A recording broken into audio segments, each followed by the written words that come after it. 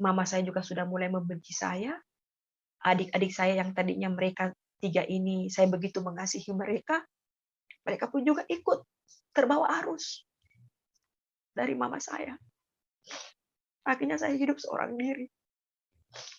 Saya bilang, "Tuhan," waktu itu saya bilang saya belum kenal Yesus. Saya hanya Kristen, tapi saya tidak pernah ke gereja. Memang betul saya sudah dibaptis, tapi saya tidak pernah mengenal firman Tuhan. Jadi tidak ada kekuatan dalam diri saya. Saya rapuh. Tidak ada kekuatan, tidak ada iman yang mendukungkan saya. Saya rapuh karena saya tidak mengenal firman Tuhan. Saya Kristen, tapi saya tidak mengenal firman Tuhan. Saya bilang, kenapa mereka berbuat begini sama saya? Puji Tuhan, saudara-saudara, seperti cuplikan yang sudah kita tonton bersama, kali ini kami akan tayangkan kesaksian dari seorang muslimah yang kini murtad masuk Kristen. Penasaran dengan kesaksian ini? Mari kita tonton dan saksikan bersama. Sebelum saya bersaksi, saya akan memperkenalkan dulu diri saya dan latar belakang saya. Nama saya adalah Ibu Handayani, biasa dipanggil Ibu Yani. Latar belakang saya sebelumnya adalah saya seorang Muslim. Jadi papa mama saya adalah seorang Muslim. Saya sudah bersuami, tentunya satu suami, dan melahirkan 5 orang anak. 3 putri dan 2 putra. Saya seorang ibu rumah tangga, dan hari Minggu saya taat beribadah kepada Tuhan, dan saya juga sebagai pelayan Tuhan di salah satu tempat ibadah yang ada di kota Jakarta. Dan saya juga bertempat tinggal di Jakarta. Baik sobat, sebelumnya saya akan bersaksi, saya akan menceritakan bagaimana kisah kehidupan saya. Dan biarlah kesaksian pada malam hari ini, di dalam semuanya itu nama Tuhan Yesus dipermuliakan. Sejak kecil, kurang lebih sekitar kelas 5 atau kelas 6 SD, saya senang sekali menyanyikan lagu pujian, Malam Kudus, sunyi senyap. Jadi setiap malam Natal itu saya suka sekali menyanyikan lagu pujian itu. Nah, terus kalau pas di hari Natalnya, saya menyanyikan Selamat Hari Natal, Selamat Hari Natal, Selamat Hari Natal dan Tahun Baru. Waktu saya menyanyikan pujian itu, karena mama papa saya adalah seorang Muslim, papa saya bilang, kamu tidak boleh menyanyikan lagu pujian itu. Karena saya kan masih kecil, saya masih umur, kalau nggak salah waktu itu kelas 5 atau kelas 6 SD ya. Saya bilang sama papa saya, kenapa? Apa yang salah? Kata papa saya, tidak boleh. Kita orang Muslim tidak boleh menyanyikan pujian itu. Gitu. Tapi saya berpikir, yang saya lakukan kan tidak ada yang salah. Saya hanya menyanyi. Toh kalau saya menyanyikan pujian ini, saya tidak melukai siapa-siapa. Saya pun tidak menyakiti hati siapa-siapa. Tapi kenapa saya tidak boleh menyanyikan lagu pujian ini? Tapi karena saya adalah seorang anak kecil, ya waktu pada saat itu kira-kira sekitar kelas 5 atau kelas 6 SD, saya pun tidak pernah menghiraukan apa yang menjadi perbantahan dari orang tua saya. Jadi kalau orang tua saya marah, saya tidak pusing. Karena saya pikir, saya tidak merugikan siapa-siapa. Saya tidak menyakiti hati mama saya tidak melukai mama saya tidak melukai papa saya tidak menyakiti hati papa saya. Terus kenapa saya dilarang menyanyikan pujian itu? Saya tetap menyanyikan pujian itu. Nah, seiring dengan waktu berjalan, kehidupan orang tua kami sebelumnya adalah mama saya itu sangat bahagia. Jadi papa saya itu mempunyai 3 orang istri. Istri pertama papa saya adalah orang Toraja. Dia masuk Muslim dan menikah kepada papa saya, mempunyai anak 3. Katanya menurut keluarga saya yang menceritakan ke saya, setelah kawin dengan mama saya, papa itu katanya sudah cerai dari istri pertama, terus menikah dengan mama saya istri kedua, mempunyai anak keempat. Kami bersaudara 4 perempuan semua, dan saya adalah anak yang paling tertua di antara 4 adik saya itu, saya anak tertua dari istri kedua papa saya. Awal mulanya kehidupan kami sangat bahagia. Karena papa saya adalah seorang papa yang baik. Dia selalu mengajarkan saya untuk melakukan sholat 5 waktu. Selalu mengajarkan saya untuk berbuat baik, menghormati orang tua, dan tidak boleh berbohong. Itu ajaran dari papa saya. Kami sehidup sangat bahagia. Sangat bahagia. Di awal mulai pergumulan orang tua saya. Di saat papa saya menikah lagi dengan istri ketiga. Saat itu kami tidak pernah tahu kalau papa saya itu sudah menikah lagi. Karena yang saya tahu adalah kalau papa memang punya istri pertama tapi sudah bercerai. Dan anak papa yang dari istri pertama, tiga-tiganya itu, waktu pada saat saya kecil, mereka semua tinggal kepada kami. Awal pergumulan dari ibu saya adalah setelah ketahuan bahwa papa saya menikah lagi dan mempunyai istri ketiga. Awalnya kami tidak pernah tahu bahwa papa saya mempunyai istri. Tapi karena simpang siur yang kami dengar dari tetangga, makanya mama tidak begitu langsung percaya.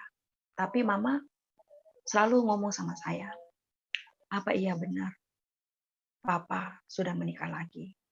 Karena saya adalah anak yang tertua dari mama saya. Jadi setiap apapun tuh mama selalu ngobrol sama saya. Awalnya kami tidak pernah tahu gitu, tapi karena omongan dari tetangga yang kami dengar bahwa papa itu katanya sudah menikah lagi, akhirnya mulai saat itu mama saya ada punya rasa keraguan dengan papa saya. Jadi suatu ketika mama saya ngomong, papa saya kan kerja di salah satu perusahaan kontraktor alat berat. Dia sebagai kepala mekanik. Jadi papa saya itu suka keluar kota. Kadang waktunya dia di rumah itu cuma beberapa hari, dan selanjutnya itu kebanyakan hidup di luar kota dengan alasan tugas dari perusahaan gitu. Karena dia kan seorang kepala mekanik di salah satu perusahaan kontraktor alat berat gitu di kota Kendari. Jadi pada waktu saat itu mama saya ngomong, kakak, nanti kalau kakak pulang sekolah, kakak mampir ke tempat kerja papa, kata saya sama mama saya. Iya, saya ngomong apa, Ma? Gak apa-apa, kakak ngomong aja. Tanya sama security. Pak Abdul Hamid ada nggak? Karena papa saya kan namanya, dia seorang muslim. Jadi dia punya nama itu Abdul Hamid Sobirin. Iya, Ma. Gitu. Saya ke sekolah. Saya sekolah. Setelah saya pulang sekolah, saya ikutilah perintah mama saya. Karena kan papa saya mengajarkan bahwa saya harus mentaati perintah mama. Saya harus menghormati kepada orang tua saya. Jadi saya ikuti apa yang menjadi kata-kata orang tua saya, mama saya. Saya mampir ke tempat kerja papa saya. Karena waktu itu alasan papa saya akan berangkat ke luar kota. Jadi waktu pada saat papa saya memberi alasan kepada mama saya bahwa dia akan berangkat ke luar kota, saat itulah mama ngomong kepada saya, besok kalau kamu pulang sekolah kamu mampir ke kantor papa, cek aja papa ada apa enggak. Iya. Setelah saya pulang sekolah, saya mampir ke tempat kerja bapak saya. Kebetulan sekolah saya dari tempat kerja papa itu ya kurang lebih sekitar jaraknya tuh 200 atau 300 meter lah dari tempat kerja papa dan ke sekolah saya. Saya mampir. Nah, saya tanya kepada security tempat tempat di mana papa saya bekerja. "Pak, saya mau nanya, Pak Abdul Hamid ada nggak, Pak?" Pak security-nya bilang, "Ada, Dek." "Adek siapanya?" Saya bilang, "Saya anaknya, Pak." Saya bilang gitu. "Oh ya, Adek mau ketemu sama Papa?" "Enggak, saya cuma mau tanya aja. Saya mau tanya aja papa saya ada apa enggak." "Ada, Dek, papanya ada." "Oh iya." Saya pulang. Saya pulang, saya sampaikan kepada mama saya. Saya bilang, "Ma, Papa ada di tempat kerja. Papa tidak ke proyek." Mama saya hancur hati. Dia nggak nyangka gitu. Seketika itu papa saya membohongi mama saya. Sampai dia rela mengatakan bahwa dia harus keluar kota karena ada urusan pekerjaan. Tapi setelah kami cek, ternyata papa saya tidak sama sekali keluar kota, tetapi dia ada di kantor bekerja seperti biasa. Mama saya terpukul. Mendengarkan semua itu, mama saya terpukul. Apa yang kami dengar dari tetangga selama ini ternyata benar. Bukan hanya simpang siur, tapi ternyata benar apa adanya. Tapi karena mama saya adalah seorang istri yang taat kepada suami, apapun yang menjadi omongan tetangga, mama saya tidak pernah dengar. Karena dia lebih percaya kepada suaminya. Tapi setelah saya datang mencek bahwa papa saya tidak keluar kota, di situ mama saya sakit hati. Nah, tidak lama kemudian, kata mama saya, "Sudah, kita diamkan saja dulu. Biarkan saja dulu. Kita tunggu sampai papa kembali." Setelah papa kembali dari luar kota, menurut papa, beraktivitas seperti biasa. Seolah-olah tidak pernah terjadi apa-apa. Di rumah itu paling lama 2-3 hari aja.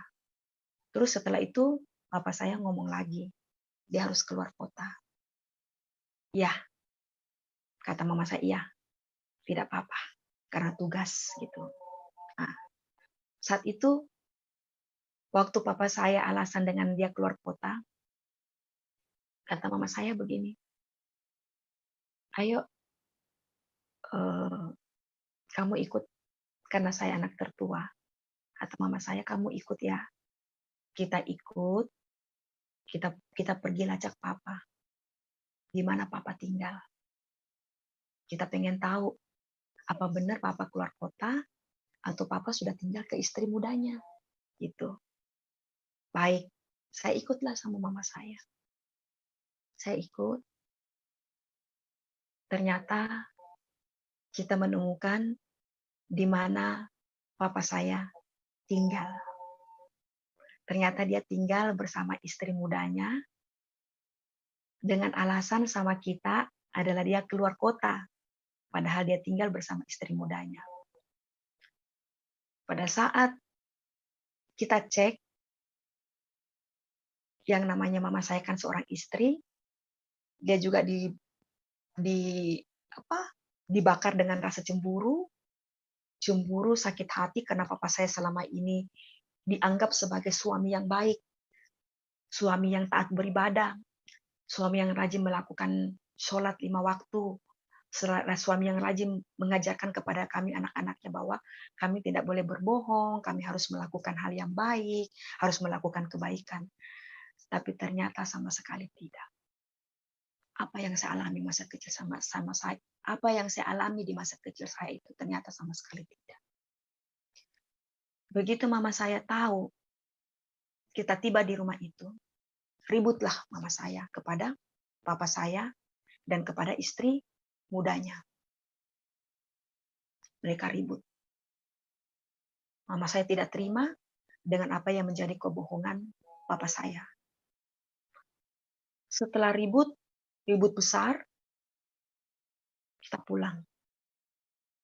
Kita pulang, Keesokan harinya papa datang.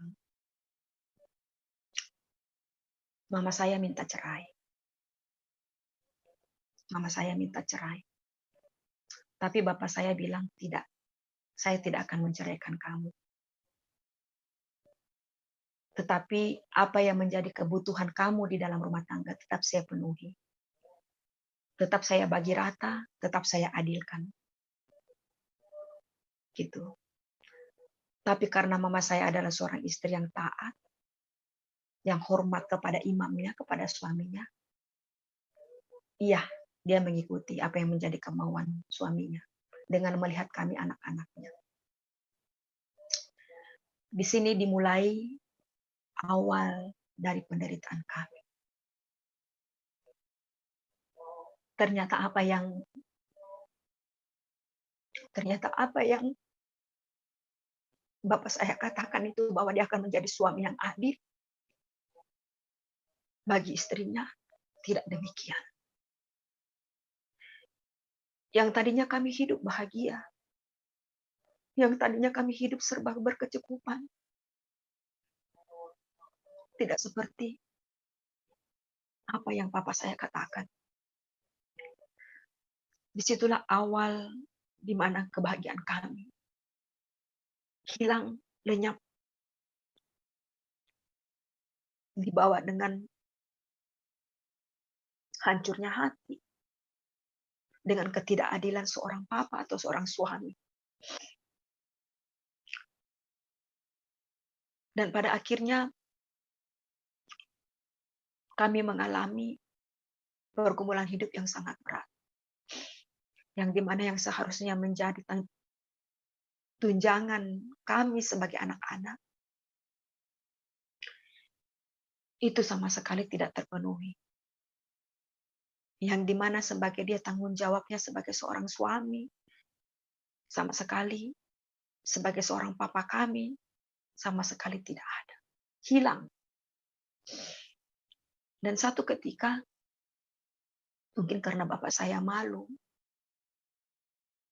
dengan apa yang telah dia perbuat, malu mungkin dengan keluarga istrinya, istri mudanya, malu juga dengan rekan-rekan kerjanya. Akhirnya papa saya bilang kepada mama saya akan berangkat ke Jakarta. Itu kata papa saya. Terus kata mama saya bilang, di Jakarta kita ngapain? Kita harus tinggalkan ini Kendari. Kita harus berangkat ke Jakarta, dan di Jakarta kita memulai sesuatu yang baru.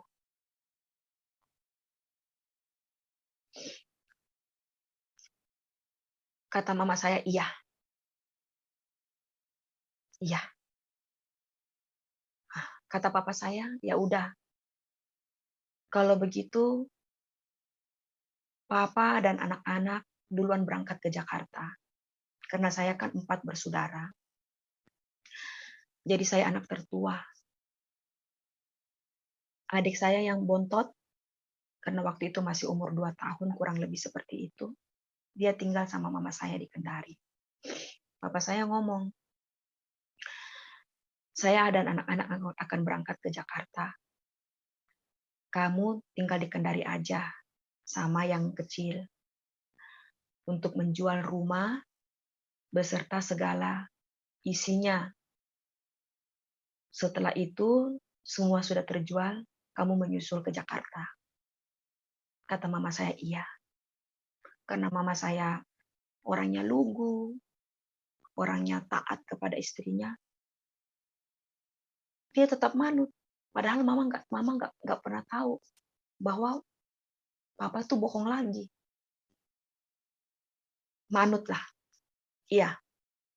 Pada akhirnya kami ke Jakarta. Setibanya saya di pelabuhan Kendari, saya di dalam kapal. Mama saya kan juga ikut mengantar. Dari kota Kendari, mama saya ikut mengantar kami sampai ke pelabuhan Kendari. Nah, jadi waktu pada saat kami masuk ke dalam kapal, mama saya sempat ngomong sama papa saya pengen masuk, lihat anak-anak di dalam. Kata papa saya, udah nggak usah masuk katanya. Udah kamu pulang, sebentar lagi kapal akan berangkat menuju Jakarta. Sebentar lagi kapal akan berangkat menuju Bau-Bau, dari pelabuhan Bau-Bau menuju ke Jakarta. Jadi kata mama saya, udah. Akhirnya mama saya pulang. Pulang, nggak lama, saya di dalam. Di dalam sama adik saya 3 orang. Awalnya saya tidak tahu. Awalnya saya tidak tahu sama sekali. Tapi kakak saya yang dari istri pertama papa saya, namanya Santi, ngomong sama saya, "Dek, kamu tahu nggak yang di samping kamu itu siapa yang lagi tidur?" "Enggak," kata saya. "Kamu lihat nggak, Dek? Itu ada adik kecil yang ditemani tidur." Kata saya, "Enggak, saya nggak kenal siapa." Saya bilang begitu. Dia bilang, kakak saya dari istri pertama bapak saya. Itu istri ketiga bapak. Itu anaknya. Saya diam. Saya bilang sama kakak saya, "Benar, itu istri bapak dengan anaknya." "Iya, benar. Masa saya mau bohong?" katanya. Iya, saya diam. Saya diam. Karena saya tidak bisa berbuat apa-apa. Saya sudah di kapal, mama saya sudah pulang, kapal sebentar lagi berangkat. Sedangkan papa sudah ada di dalam sama istri mudanya.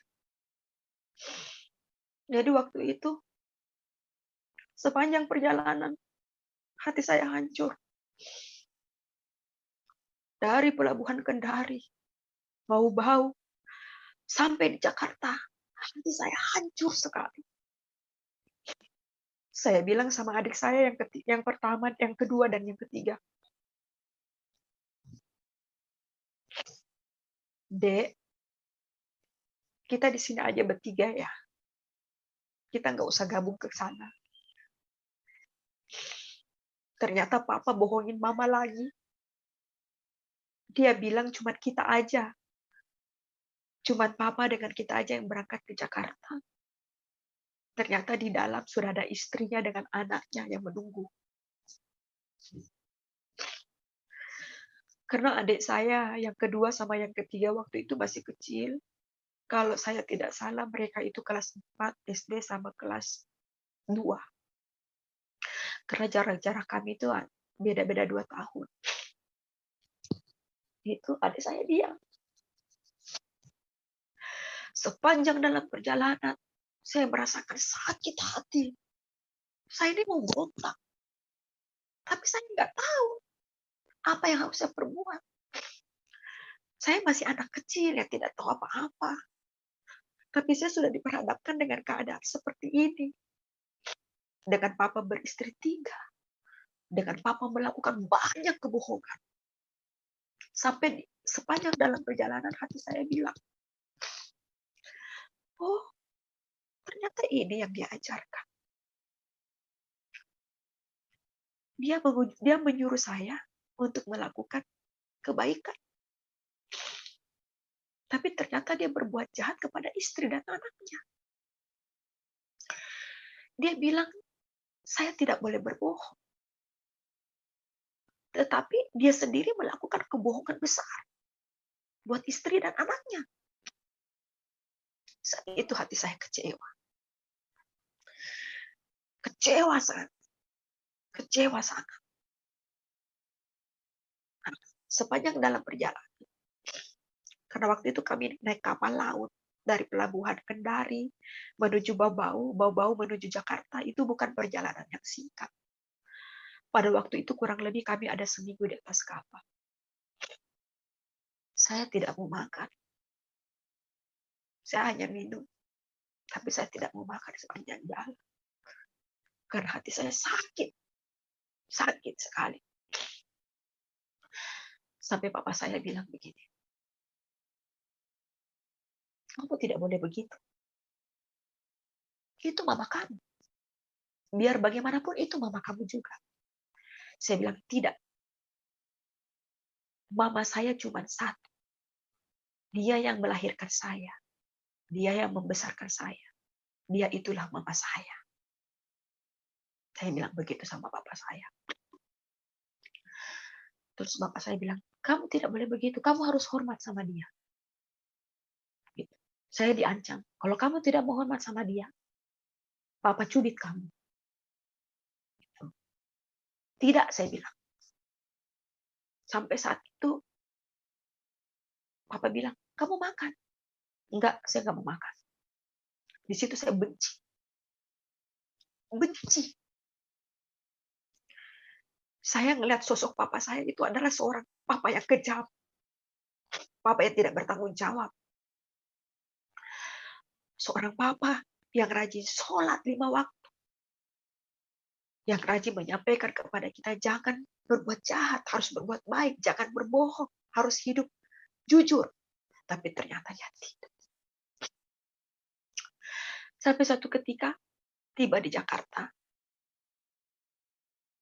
tiba di Pelabuhan Tanjung Priuk, saya sampailah ke rumah nenek saya. Karena papa saya adalah asli suku Sunda. Orang tuanya tinggal di Jakarta, daerah Tanjung Priuk. Kami tiba di sana. Nenek saya kaget. Nenek saya kirainnya itu mama saya. Ternyata nenek saya juga kaget kalau ternyata yang papa saya bawa itu bukanlah mama saya. Nenek saya ngomong, Yani, itu bukan mama Hasnani. Saya bilang, bukan, Nek. Terus itu siapa?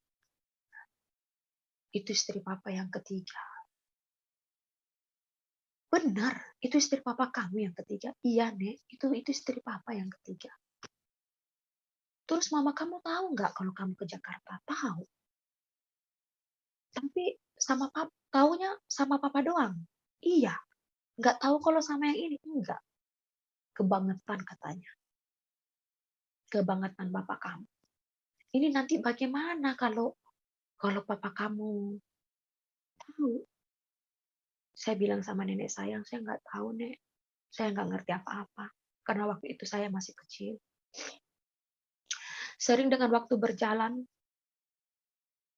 rumah yang mama saya jual di Kendari beserta segala isinya itu semua puji Tuhan sudah terlaku. Sudah laku, terjual semua. Karena waktu itu kan zamannya waktu pada itu tahun 90-an belum ada yang namanya handphone, belum ada namanya video call, belum. Jadi masih telegram. Tibalah telegram mama saya dari Kendari ke Jakarta. Kalau mama saya ngomong sama papa saya bahwa semua barang dan perabot rumah beserta isinya semua sudah laku terjual. Dan mama saya siap berangkat ke Jakarta menyusul kami. Ya udah, kata papa saya, udah berangkat. Berangkatlah. Setelah tiba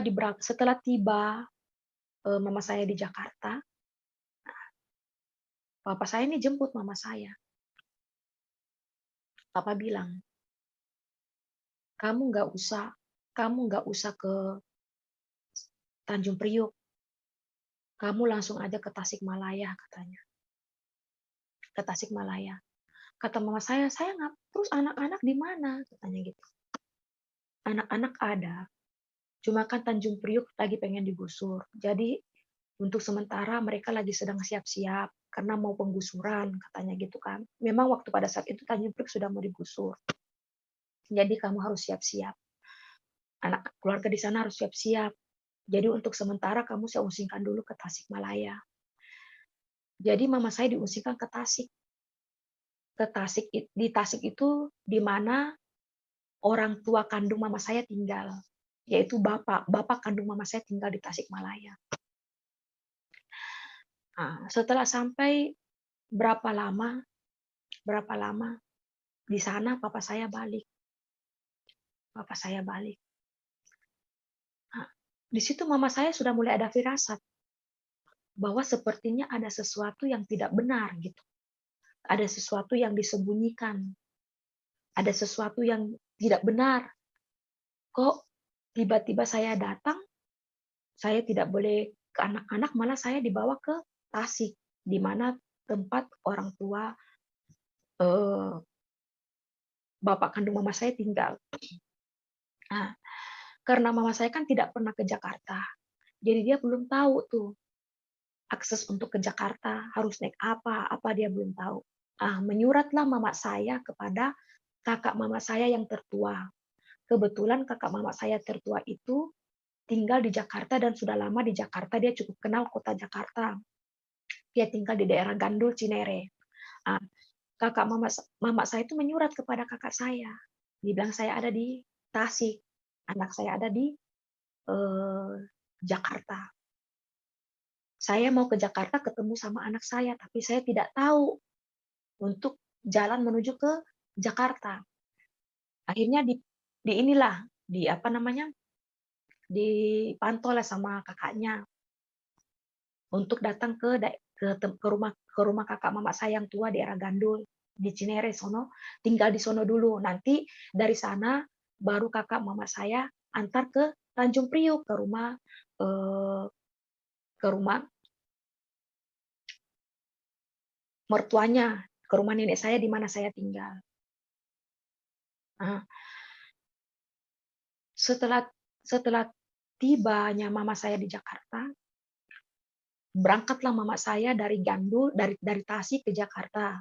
Setelah tiba di Jakarta, mama saya minta tolong kepada kakaknya untuk antar ke Tanjung Priuk. Diantarlah kakaknya sama kakaknya ke Tanjung Priuk, ke tempat di mana kami tinggal.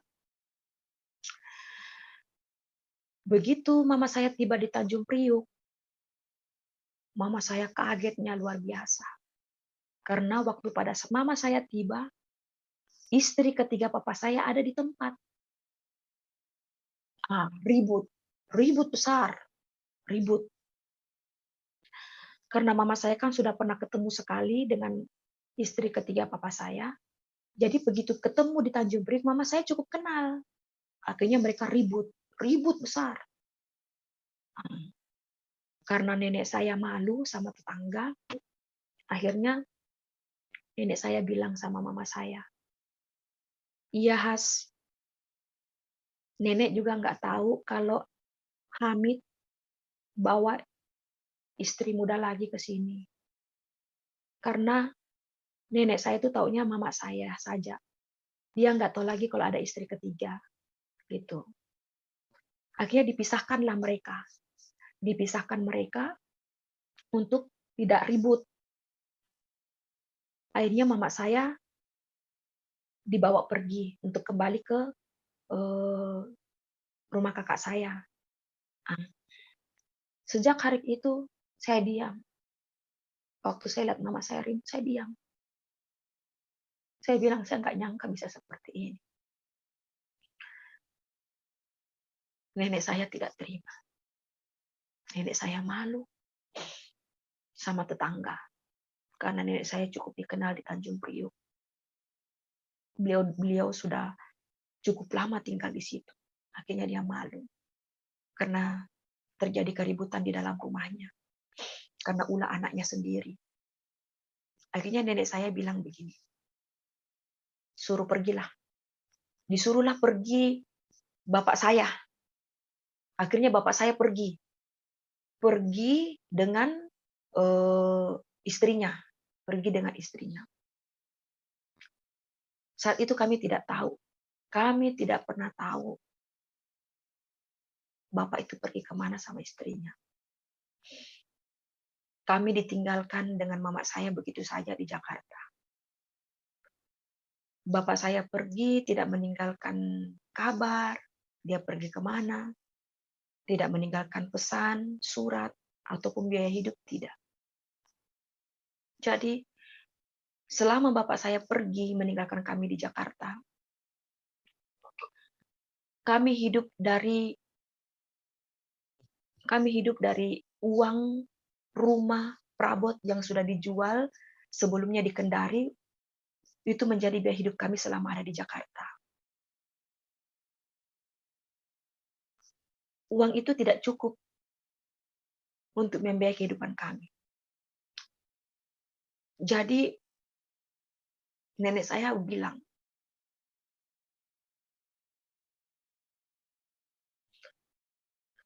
dia hanya memberikan tempat tinggal, tapi tidak untuk makan. Makan kami harus mencari sendiri. Listrik kamu harus bantu bayar. Iya, kata mama saya. Karena uang yang mama bawa dari hasil jual rumah dan segalanya itu tidak cukup untuk memenuhi kebutuhan hari-hari kami. Mama saya pergi bekerja sebagai seorang pembantu. Dia bekerja di salah satu rumah, menjadi buruh cuci, buruh masak. Ya, layaknya seorang pembantu. Jadi kalau mama saya sudah selesaikan pekerjaannya, mama saya pulang bawa makanan. Mama saya pulang bawa makanan. Jadi kami makan makanan yang mama bawa. Dan waktu itu saya juga kan melanjutkan sekolah di Jakarta.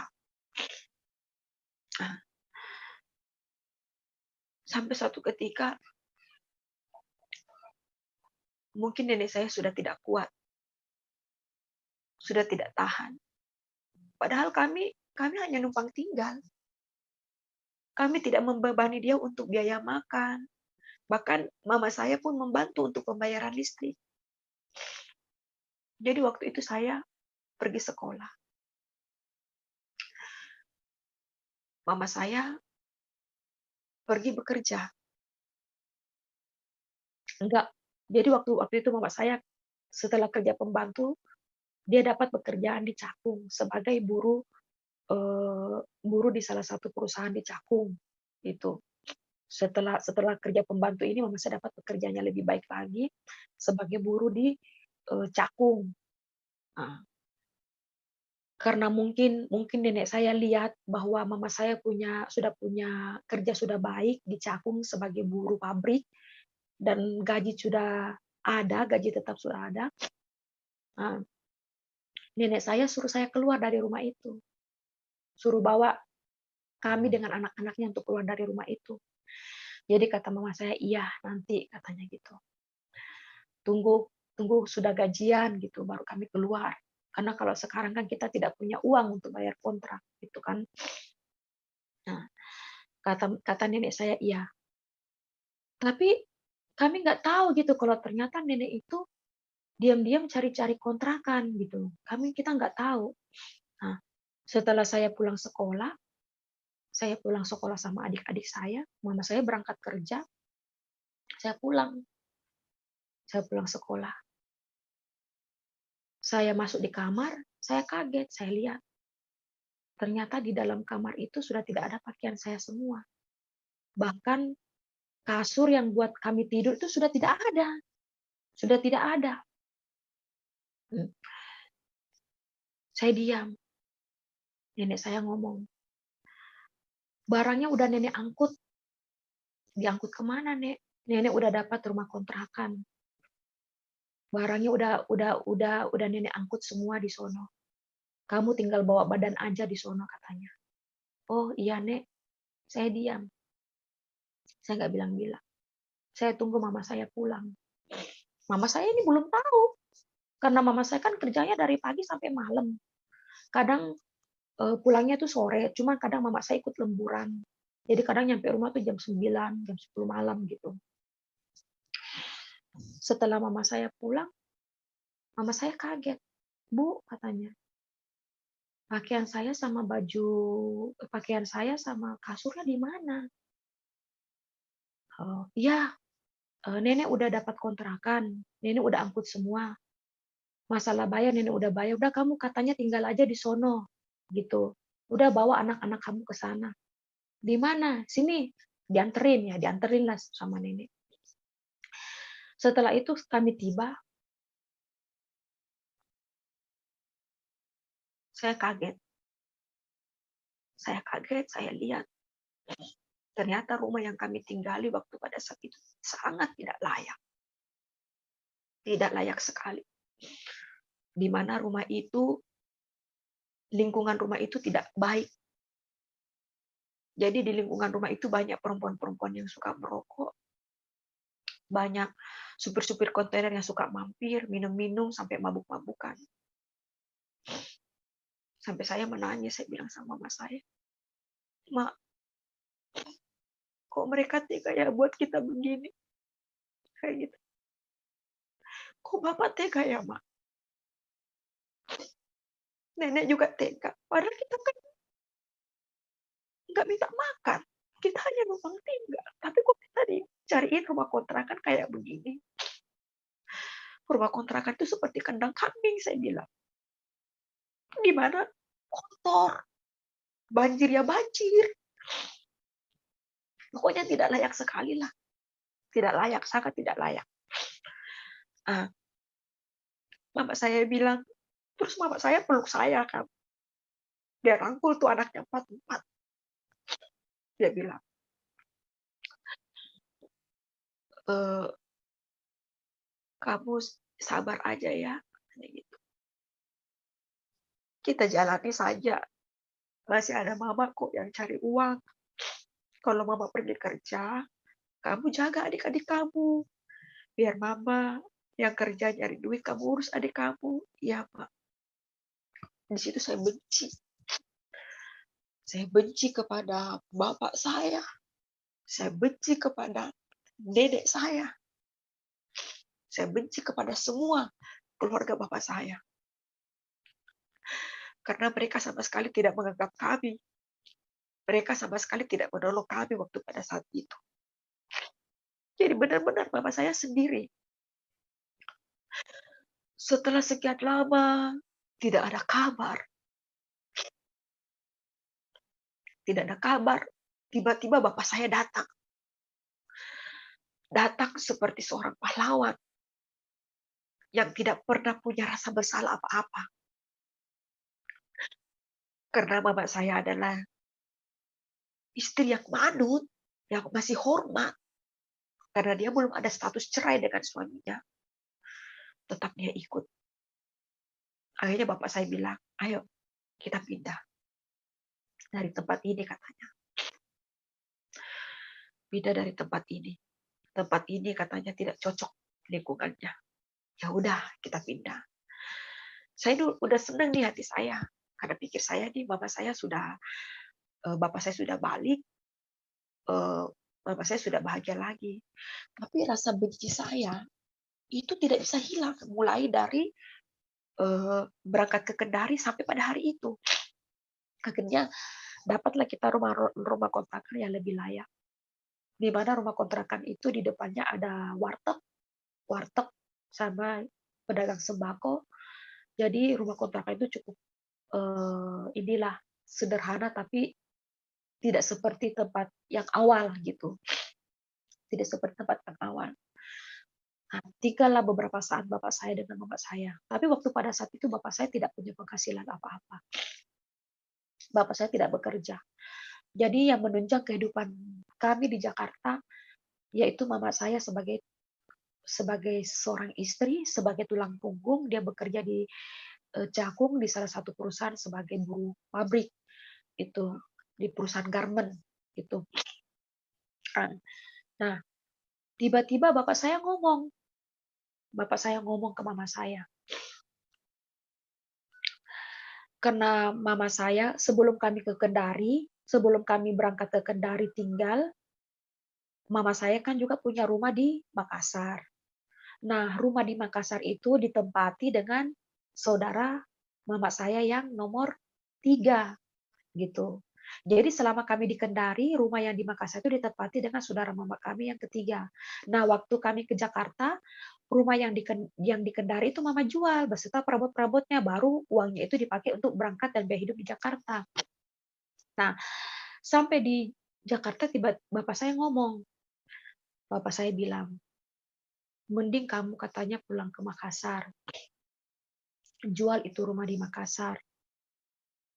Terus kata mama saya, terus kamu pulang ke Makassar, bawa ini anak yang kecil, adik saya itu yang kecil namanya Fani, waktu itu masih umur kurang lebih 2 atau 3 tahun, kamu bawa dia, terus kamu di Makassar, jual itu rumah. Setelah jual itu rumah di Makassar, rumahnya sudah laku, kamu balik ke Jakarta, di Jakarta nanti kita pikir usaha apa yang harus kami lakukan, begitu. Karena papa saya kan sudah tidak punya penghasilan, gitu. Iya, kata mama saya, iya. Berangkatlah mama saya ke Jakarta menuju ke Makassar. Nah, setelah tiba di Makassar, mama saya ngomonglah sama kakaknya yang nomor 3, ngomong katanya rumah ini mau dijual.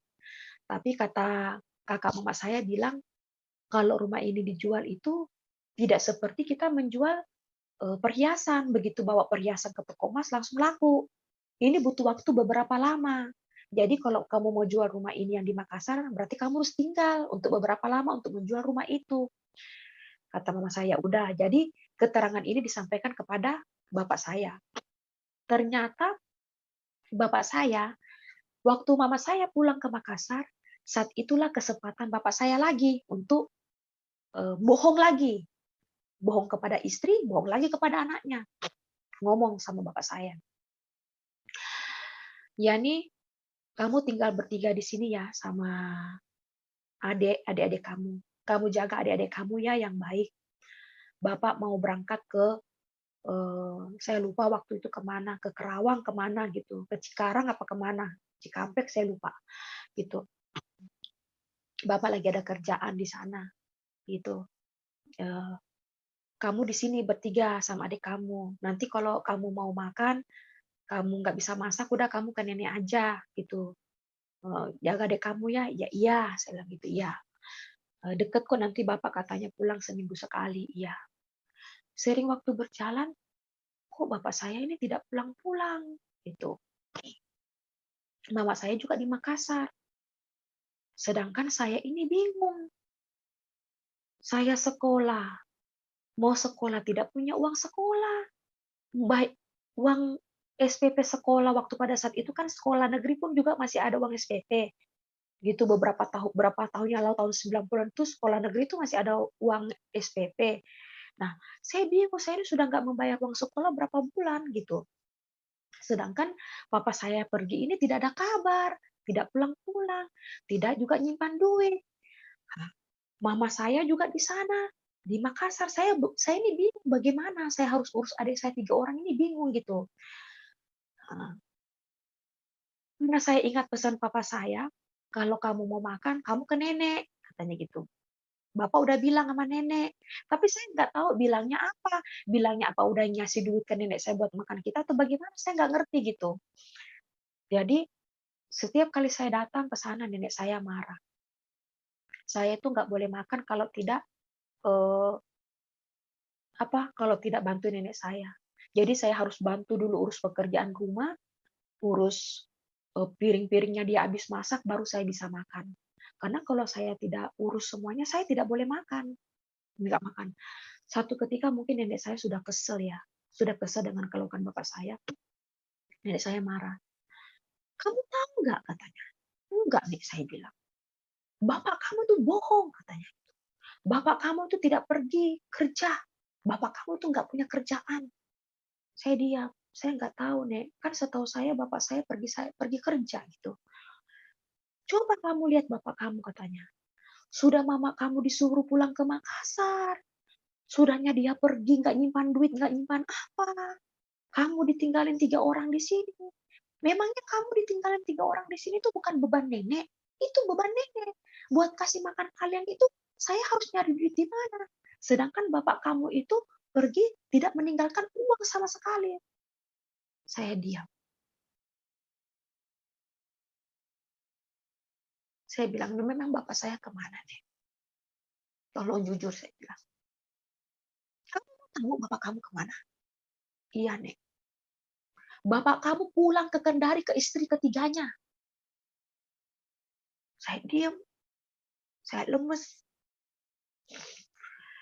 Saya bilang, "Tega sekali, pergi meninggalkan kami 3 orang di Jakarta tanpa harus meninggalkan biaya hidup." Saya bilang, "Iya, Nek, nggak apa-apa. Nanti saya kabari mama saya." Saya bilang, "Nenek tidak usah pikirkan makan saya bilang. "Nanti mama saya kirim tiap bulan buat makan saya." "Iya," katanya, "saya sudah tidak mau pusing. Bapak kamu tuh sudah terlalu banyak menyimpan beban," katanya gitu. "Iya." Sejak hari itu saya bilang, sejak hari itu, begitu saya dengar bapak saya pulang ke istri mudanya, bapak saya tidak menyimpan apa-apa. Sejak hari itu,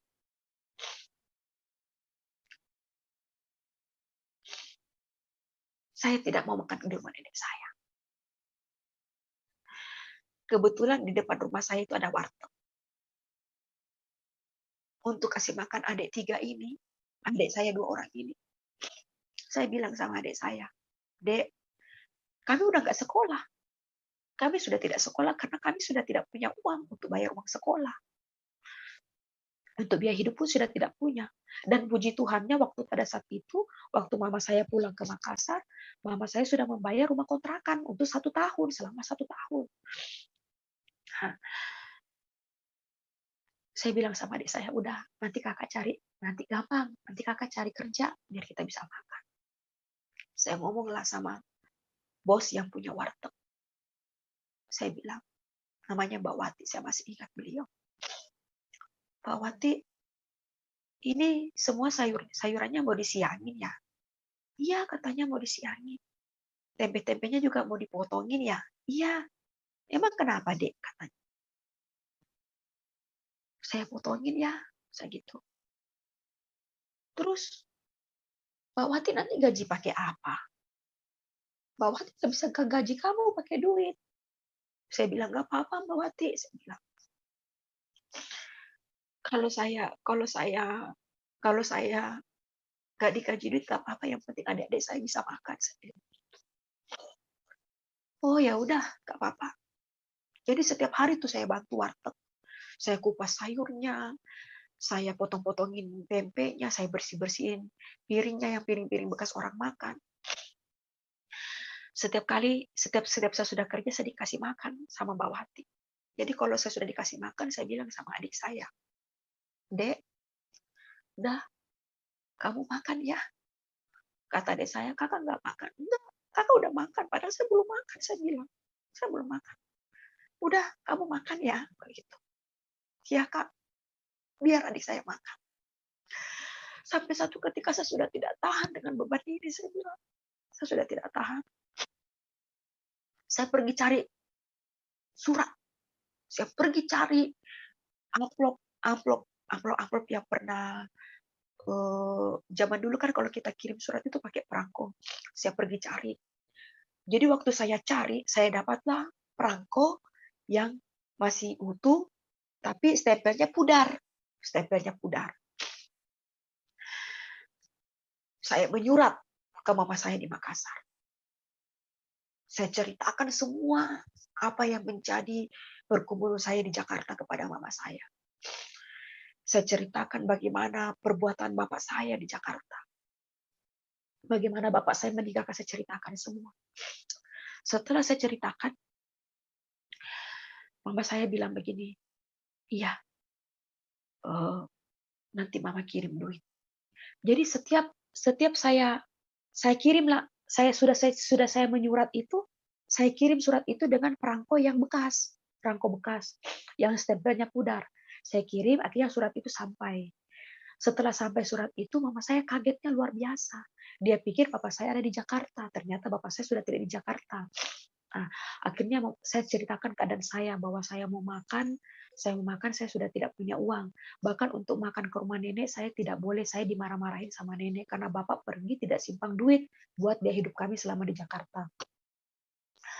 Ah, akhirnya setiap kali mama saya kirim surat, mama saya menyelipkan uang di surat itu, di amplop itu. Menyelipkan Rp5.000, Rp10.000. Waktu pada saat itu uang Rp5.000, Rp10.000 pada tahun 90 itu sangat besar. Sudah sangat besar sekali waktu pada saat itu. Jadi kalau mama saya kirim, saya pergunakanlah uang itu untuk biaya hidup saya, beli kebutuhan sehari-hari. Sampai satu ketika mama saya bilang begini, nanti akan ada orang yang datang jemput kamu, akan ada orang yang datang jemput kamu. Beliau itu bernama Bapak Andi Jafar. Semoga beliau masih hidup. Beliau itu kerjanya berlayar dan beliau itu berlayar di salah satu perusahaan pelayaran namanya Kala Lines. Kala Lines. Mama saya bilang begini, nanti akan ada orang yang datang, orang ini nanti akan bawa kamu pulang ke Makassar. Setelah beberapa lama kemudian, datanglah orang itu, akhirnya kami pulang ke Makassar. Orang itu yang membawa kami pulang ke Makassar. Setelah sampai di Makassar, saya ceritakanlah semua apa yang menjadi kejahatan, kebohongan bapak saya selama ada di Jakarta. Sejak hari itu bapak saya meninggalkan kami di Jakarta tanpa pesan, tanpa biaya hidup. Sejak itulah sampai beberapa tahun yang lalu baru kami bertemu. Gitu. Jadi kurang lebih saya ketemu kembali dengan beliau itu sekitar kurang lebih 20 tahun. Kurang lebih sekitar itu 20 tahun saya sudah punya anak 3 baru kami ketemu. Sampai di Makassar saya ceritakan semua. Saya sakit hati. Di Makassar puji Tuhan mama saya bekerja juga di salah satu kawasan industri Makassar sebagai buruh pabrik. Dari situlah mama kami menunjang kehidupan kami sehari-hari. Sampai saya bilang begini sama mama saya, "Mak, kok Bapak tega ya buat kita seperti itu?" Kata mama, "Biar nak, gak apa-apa. Masih ada mama. Masih ada mama yang menafkahi kalian. Yang penting kalian menjadi anak yang baik ya. Biar mama yang kerja, kamu yang kakak paling tua urus adik-adik di rumah." Iya, Ma. Jadi waktu pada saat saya pulang ke Jakarta menuju ke Makassar, saya sama sekali sudah tidak sekolah, sudah berhenti dari sekolah. Begitu pula juga dengan adik kedua dan adik ketiga, kami sama sekali tidak sekolah. Seiring dengan waktu berjalan, saya melihat kehidupan orang tua saya di Makassar. Sangat sedih, sangat sedih. Dia bekerja di salah satu perusahaan di kawasan industri Makassar sebagai buruh pabrik dengan gaji 3.000, 2.000 per minggu yang hanya bisa untuk makan kami, hanya bisa untuk makan kami selama seminggu. Sampai saya menangis. Saya bilang, "Mak, nanti suatu hari nanti saya tidak mau cari suami seperti Bapak. Bapak bukan laki-laki yang bertanggung jawab. Dia seorang bapak, bagi saya bukan seorang bapak yang baik. Karena dia meninggalkan tanggung jawabnya 4 orang anak. Tidak dinafkahi, tidak dihidupi, bahkan untuk disekolahkan pun tidak sama sekali. Bahkan kami hidup terlantar seperti kami tidak mempunyai seorang bapak." Kata mbak saya, "Iya nak, kamu sabar ya. Kamu sabar." Di situ mulai rasa pahit saya kepada orang tua. Melalui kehidupan yang saya jalani di masa kecil saya, di situ mulai ada timbul rasa sakit hati, benci kepada bapak saya. Sampai satu ketika saya bertemu dengan suami saya yang sekarang ini. Saya kenal beliau. Beliau begitu mengasihi saya. Akhirnya kami pacaran.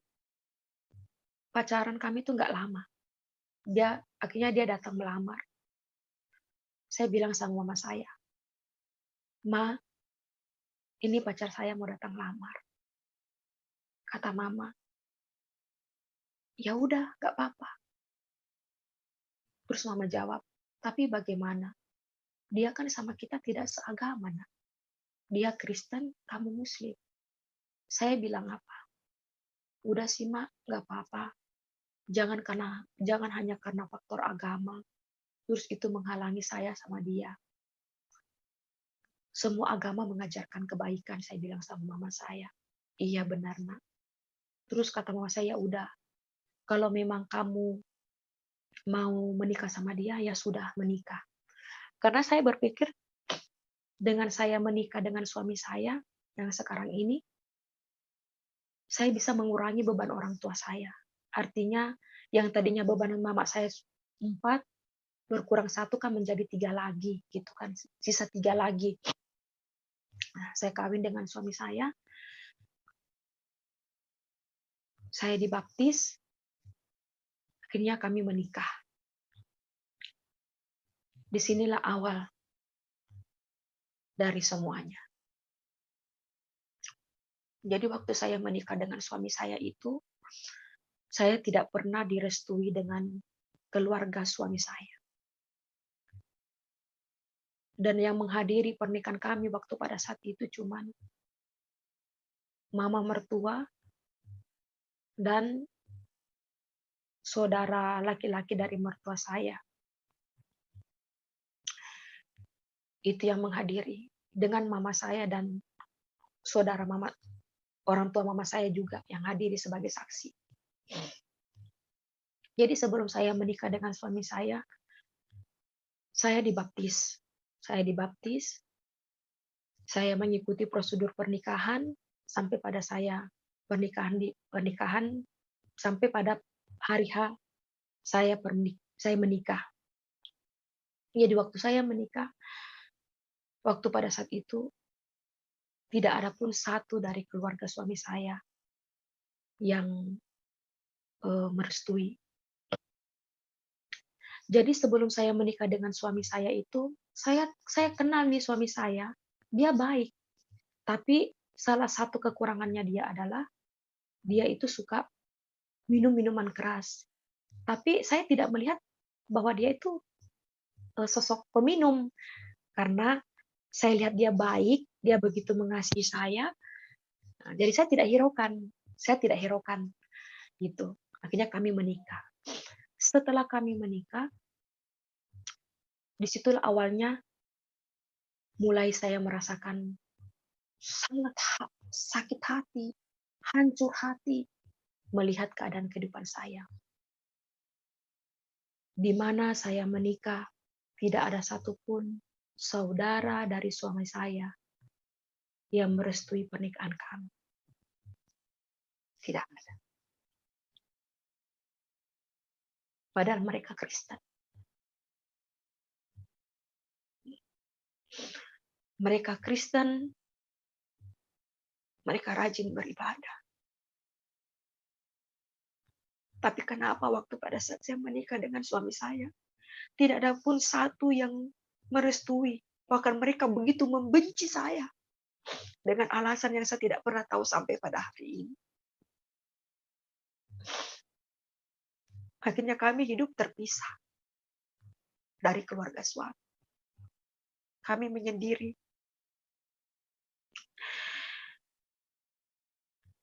Saya tidak pernah menyangka begitu.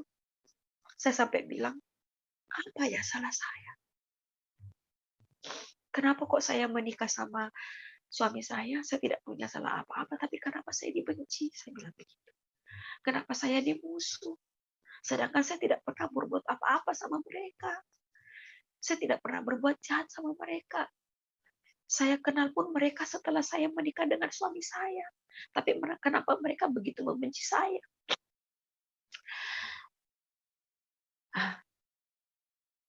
Kami terpisah. Saya nggak pernah menyangka itu. Mereka begitu membenci saya. Mereka begitu menghina saya. Akhirnya, tadinya kan saya tinggal di mertua. Bersama suami saya dan anak saya. Saya disuruh pergi dengan keluarga suami saya. Saya masih ingat kata-katanya sampai pada hari ini. Kamu keluar dari rumah ini. Kamu bukan bagian dari keluarga Kristen. Kamu pergi dari rumah ini, tidak ada satupun dari rumah ini menjadi hak kamu. Saya bilang, iya. Saya tahu diri, saya bilang. Saya juga tidak bisa memaksa kalian untuk kalian menyukai saya bilang. Kalian punya hak untuk membenci saya. Dan saya juga pun punya hak untuk membela diri saya karena saya tidak pernah menyakiti kalian, saya bilang begitu. Iya, saya pergi, saya bilang begitu. Saya keluar dari rumah ini. Waktu itu saya keluar dari rumah itu, saya tidak punya uang sama sekali. Sampai mertua saya bilang begini, kamu jangan keluar. Tidak, Mami. Saya harus pergi. Terus kamu ngambil duit di mana? Saya bilang begitu. Saya tidak. Waktu itu saya masih ingat saya punya cincin kawin. Satu-satunya perhiasan yang saya miliki. Saya bilang, saya jual ini cincin kawin saya. Enggak boleh, katanya. Kamu tidak boleh menjual cincin kawin itu. Cincin kawin itu punya sejarah. Kamu tidak boleh menjualnya. Saya bilang, tidak apa-apa. Ini hanya cerita sejarah. Saya bilang begitu. Arti sesungguhnya pernikahan adalah, saya bilang, kesetiaan. Tidak apa-apa. Saya jual cincin kawin ini. Akhirnya saya jual cincin kawin itu. Saya pergi kontrak. Seiring dengan waktu berjalan, kami tinggal serumah dengan saya serumah dengan suami saya. Kami sudah pisah rumah dengan mertua. Awalnya ibu saya merestui pernikahan kami. Tetapi karena intimidasi dari keluarganya ibu saya, karena ibu saya adalah Muslim yang taat, Muslim yang masih ada saudara mama saya yang pakai cadar, yang dengan berjubah panjang itu masih ada sampai hari ini. Intimidasi dari mereka, intimidasi dari tetangga, dari keluarga terdekat, bahwa saya katanya ini orang yang tidak pantas diterima karena saya ini murtad, saya ini orang yang kafir, orang yang telah meninggalkan Islam, masuk Kristen, itu adalah orang yang kafir. Saya tidak pantas, mereka harus dimusuhi, mereka harus dibenci katanya, karena mereka orang berdosa. Gitu. Sejak saat itu mama saya tidak menerima saya. Karena intimidasi dari keluarga, dari tetangga, dari saudara-saudaranya dia. Jadi kami sudah tidak disuka dengan, saya sudah tidak disuka dengan keluarga suami. Mama saya juga sudah mulai membenci saya. Adik-adik saya yang tadinya mereka tiga ini, saya begitu mengasihi mereka, mereka pun juga ikut terbawa arus dari mama saya. Akhirnya saya hidup seorang diri. Saya bilang, Tuhan, waktu itu saya bilang saya belum kenal Yesus. Saya hanya Kristen. Tapi saya tidak pernah ke gereja. Memang betul saya sudah dibaptis. Tapi saya tidak pernah mengenal firman Tuhan. Jadi tidak ada kekuatan dalam diri saya. Saya rapuh. Tidak ada kekuatan. Tidak ada iman yang mendukungkan saya. Saya rapuh. Karena saya tidak mengenal firman Tuhan. Saya Kristen. Tapi saya tidak mengenal firman Tuhan. Saya bilang, kenapa mereka berbuat begini sama saya? Bukankah saya ikut sama suami saya adalah seorang Kristen? Seharusnya keluarga-keluarga suami saya itu terima saya bilang. Karena saya mengikut mereka. Mereka tidak ada pun satu yang menuntut saya. Tidak ada sama sekali. Dan akhirnya saya hidup seorang diri. Hidup dengan suami. Dengan anak-anak saya. Tapi sekalipun saya dibenci dengan mama saya masih suka datang ke mama saya. Karena saya anggap itu mama saya. Saya bilang, walaupun saya dihina, walaupun saya dibilang saya ini orang berdosa, saya bilang begitu. Walaupun saya dibilang ini saya murtad, orang kafir, Saya masih tetap datang karena saya mengasihi bapak saya bilang. Karena saya sudah tidak, karena saya tidak punya lagi keluarga dari suami saya, tidak pun. Mereka begitu membenci saya. Sampai pada hari ini, mereka tuh tidak punya alasan gitu. Alasan untuk membenci saya itu apa? Sampai hari ini saya tidak pernah tahu. Sampai satu ketika saya bilang, saya tidak tahu apa yang harus saya perbuat. Suami saya bekerja. Suami saya bekerja di salah satu perusahaan. Dia termasuk supervisor termuda di salah satu perusahaan itu.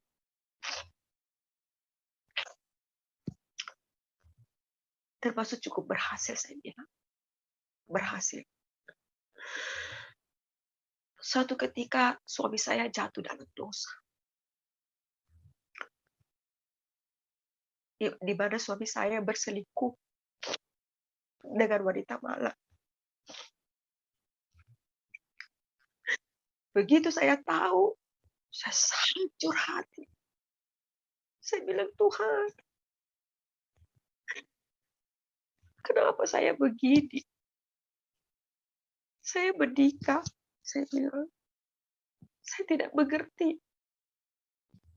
Alasan apa mereka membenci saya, keluarga suami saya, padahal mereka Kristen. Mereka rajin beribadah.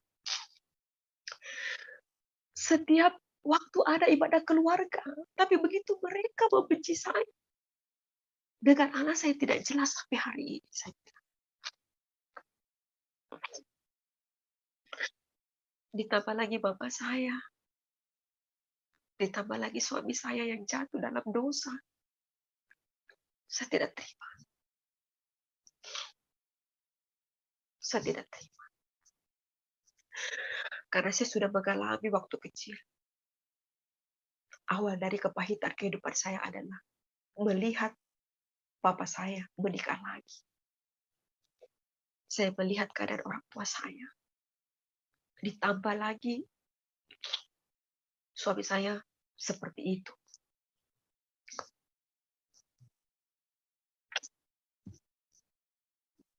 Saya hidup sendiri. Saya bilang. Tidak ada lagi keharmonisan dalam rumah tangga saya. Sampai suatu waktu, saya bilang saya tidak kuat. Saya tidak kuat, saya bilang. Saya itu menikah sama kamu, saya bilang. Karena saya mengasihi kamu, saya bilang. Karena saya sayang kamu. Waktu itu saya belum mengerti mengasihi. Saya bilang, karena saya sayang kamu. Kenapa kamu bikin saya begini, saya bilang. Seharusnya kamu sebagai seorang suami, saya bilang. Tahu bahwa saudara-saudara kamu itu tidak suka sama saya. Kamu tuh melindungi saya. Kamu tuh pelihara saya, menjaga saya. Bukan malah kamu bikin saya begini. Kamu tahu bahwa pernikahan ini tidak, orang tua saya juga tidak suka. Kenapa kamu buat saya seperti ini? Saya bilang begitu. Sampai suatu ketika suami saya bilang, saya tidak kuat. Saya bilang, saya tidak kuat. Akhirnya saya gugat cerai suami saya. Saya gugat cerai di Pengadilan Tinggi Makassar.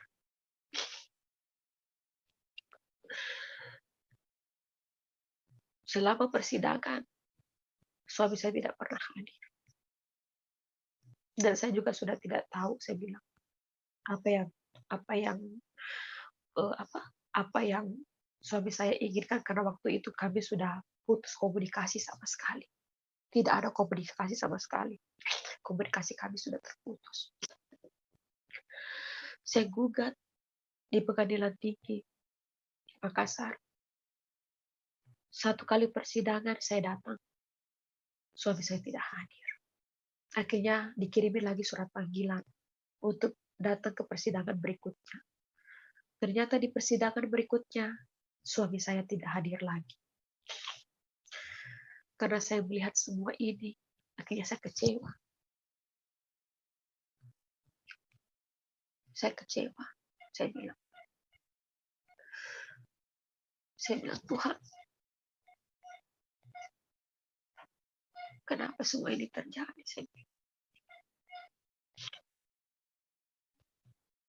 Saat itu saya datang ke mama saya, karena saya sudah terlalu lelah. Padahal mama saya tidak suka saya, tapi tetap saya datang. Karena saya mau kemana? Saya mau kemana? Saya nggak mungkin ke keluarga suami saya, karena mereka membenci saya. Saya tidak mungkin ke suami saya, karena suami saya sudah mempunyai wanita lain. Jadi saya mau kemana? Satu-satunya jalan yang saya datangi adalah mama saya. Saya berpikir biarpun saya dibenci, biarpun saya dihina, biarpun saya tidak disuka dengan mama saya harus datang. Saya punya anak yang nomor 2. Waktu itu dia umur 4 tahun. Anak saya itu umur 4 tahun. Anak saya itu kan suka menyanyi-menyanyi, haleluya, haleluya. Jadi waktu itu anak saya menyanyi di rumah bapak saya seperti itu. Bapak saya marah. Bapak saya bilang, kamu jangan menyanyi di sini lagu itu. Kalau kamu mau menyanyi lagu itu di sini, jangan di sini katanya. Di sini bukan tempat. Kalau kamu mau menyanyi di sana, di rumah kamu. Jadi saya bilang sama anak saya, sudah nak, gak usah. Kamu gak usah menyanyikan lagu itu. Udah biarin aja. Kalau kamu mau menyanyi, diem-diem. Jangan gak usah kasih dengar Eyang. Kan anak saya kan panggilnya Eyang ke mama saya. Iya Mi, iya Mami katanya gitu. Saya diam. Saya bilang, apa yang salah ya dengan lagu itu? Padahal lagu itu kan tidak melukai siapa-siapa. Saya bilang begitu kan. Tapi karena saya tidak mau ribut, saya bilang udah diam. Sampai satu ketika saya sudah terlalu capek. Capek sekali saya bilang. Keluarga suami saya begitu. Suami saya begitu. Mama saya begitu. Suami saya itu kerjanya hura-hura. Tiap malam ke klub malam minum-minum sama perempuan-perempuan.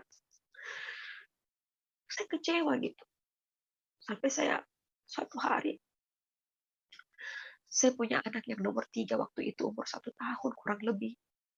Dia lagi pengen tidur. Saya kelonin di kamar. Saya masuk di dalam kamar. Saya kelonin anak saya di rumah bapak saya. Jadi waktu saya kelonin anak saya itu,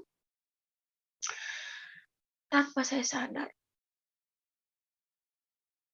saya melihat awan.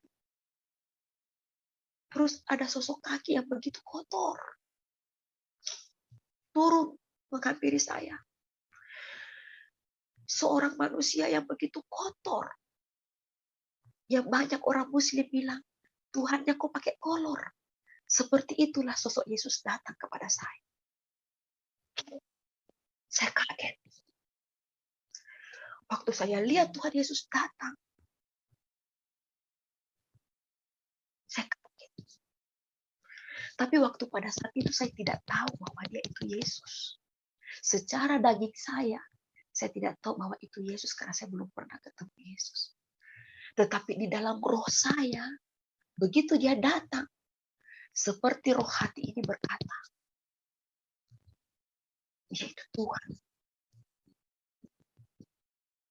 Waktu dia datang menghampiri saya, dengan dalam keadaan telanjang, dalam keadaan kotor, yang seperti banyak orang-orang mengatakan bahwa Tuhannya kok pakai kolor.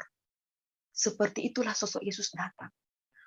Sebagaimana sosok Yesus pada waktu saat itu mau disalibkan, dalam keadaan compang-camping, dalam keadaan kotor, dalam keadaan itulah Yesus datang. Jadi waktu pada saat Yesus datang pada saat itu, dia datang dalam keadaan sebagaimana waktu pada saat saya hari itu. Dia datang dalam keadaan saya bagaimana pada saat itu. Sosok itulah Yesus datang.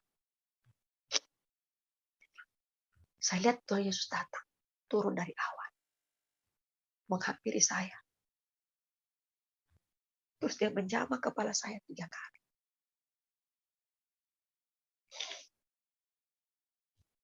Saya bilang, Tuhan, ampuni saya. Ampuni kedua orang tua saya. Ampuni keluarga suami saya. Ampuni suami saya. Ampuni orang-orang yang telah membenci saya.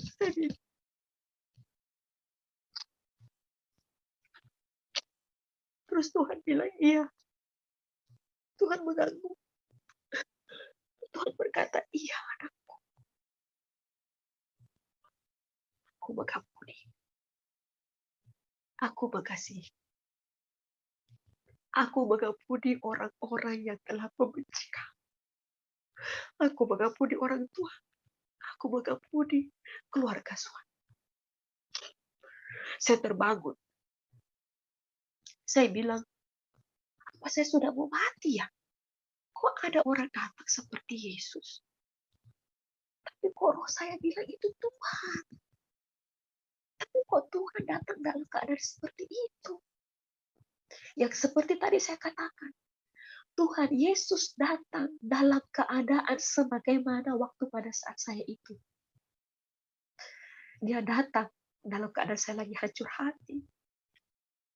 Dibenci, dimusuh, dihina, bahkan dihujat dengan segala kejahatan yang tidak pernah saya lakukan. Tapi waktu pada saat ketemu dengan Tuhan Yesus, waktu itu saya belum ke gereja. Saya juga belum mengenal firman. Saya juga belum mengenal namanya puji-pujian. Sampai satu ketika, setelah saya gugat suami saya cerai, saya sudah tidak ditunjang lagi dengan biaya hidup dengan suami saya. Saya ini bingung. Saya bagaimana mau menghidupi anak saya. Sedangkan saya punya anak 4 waktu pada saat itu. Ada anak 4 yang harus saya biayai. Yang seharusnya makan. Yang harus saya kasih makan. Sedangkan saya sudah tidak punya tunjangan apa-apa dari suami. Semua tunjangan hidup saya dari suami diambil alih sama suami. Sedangkan saya bukan seperti orang-orang yang mengenyam pendidikan tinggi, tidak. Seperti dari awal saya bilang, saya tidak disekolahkan sama bapak saya. Sampai satu ketika, saya kerja di salah satu salon. Salon itu, saya bekerja di situ. Saya punya keahlian sedikit, bisa memotong rambut. Saya kerjalah di situ, saya pergunakanlah keahlian saya.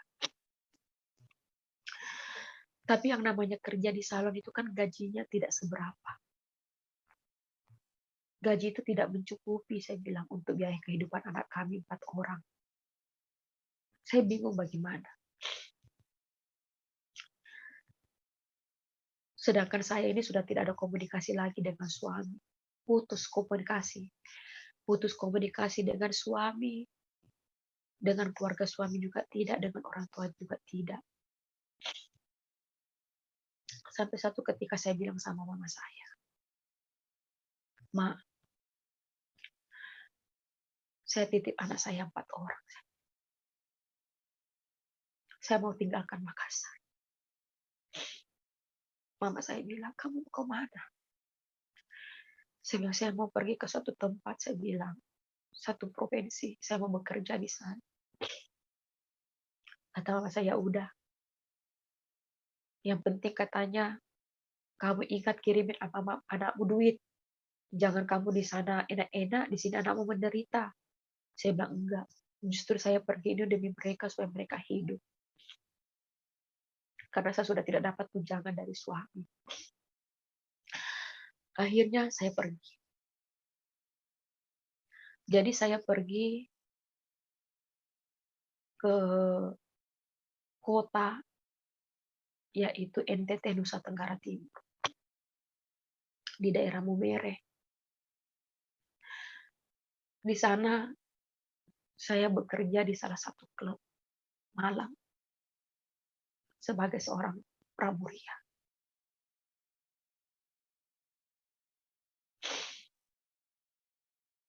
Tiap malam kerja saya itu mabuk.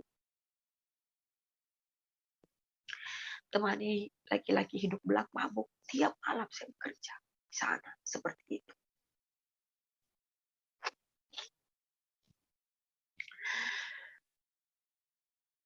Sampai satu ketika saya merasa sudah lelah sekali dengan pekerjaan itu.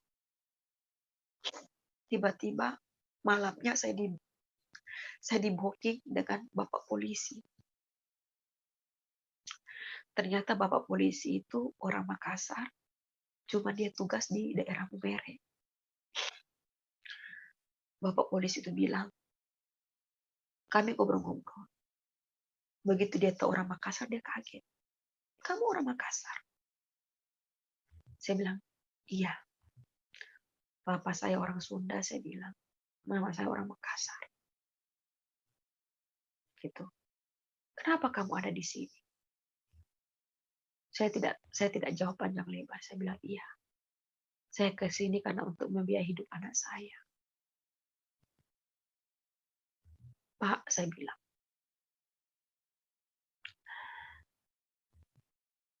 Terus Bapak bilang itu. Terus anak kamu di mana semua? Saya bilang anak saya di Makassar semua, empat-empatnya. Suamimu? Saya bilang saya sudah tidak tahu kemana. Karena kami sudah putus komunikasi, saya bilang begitu. Kurang lebih itu saya putus komunikasi dengan suami saya itu 11 bulan. 11 bulan saya tidak ada komunikasi sama sekali. Nomor HP semua saya sudah hapus. Tapi yang namanya orang yang pernah singgah dalam kehidupan saya, orang yang pernah menjadi suami saya, sekalipun nomornya saya hapus, tetap saya ingat di kepala nomornya. Tetap saya ingat. Itu tidak hilang nomornya di kepala. Sampai satu ketika saya bilang,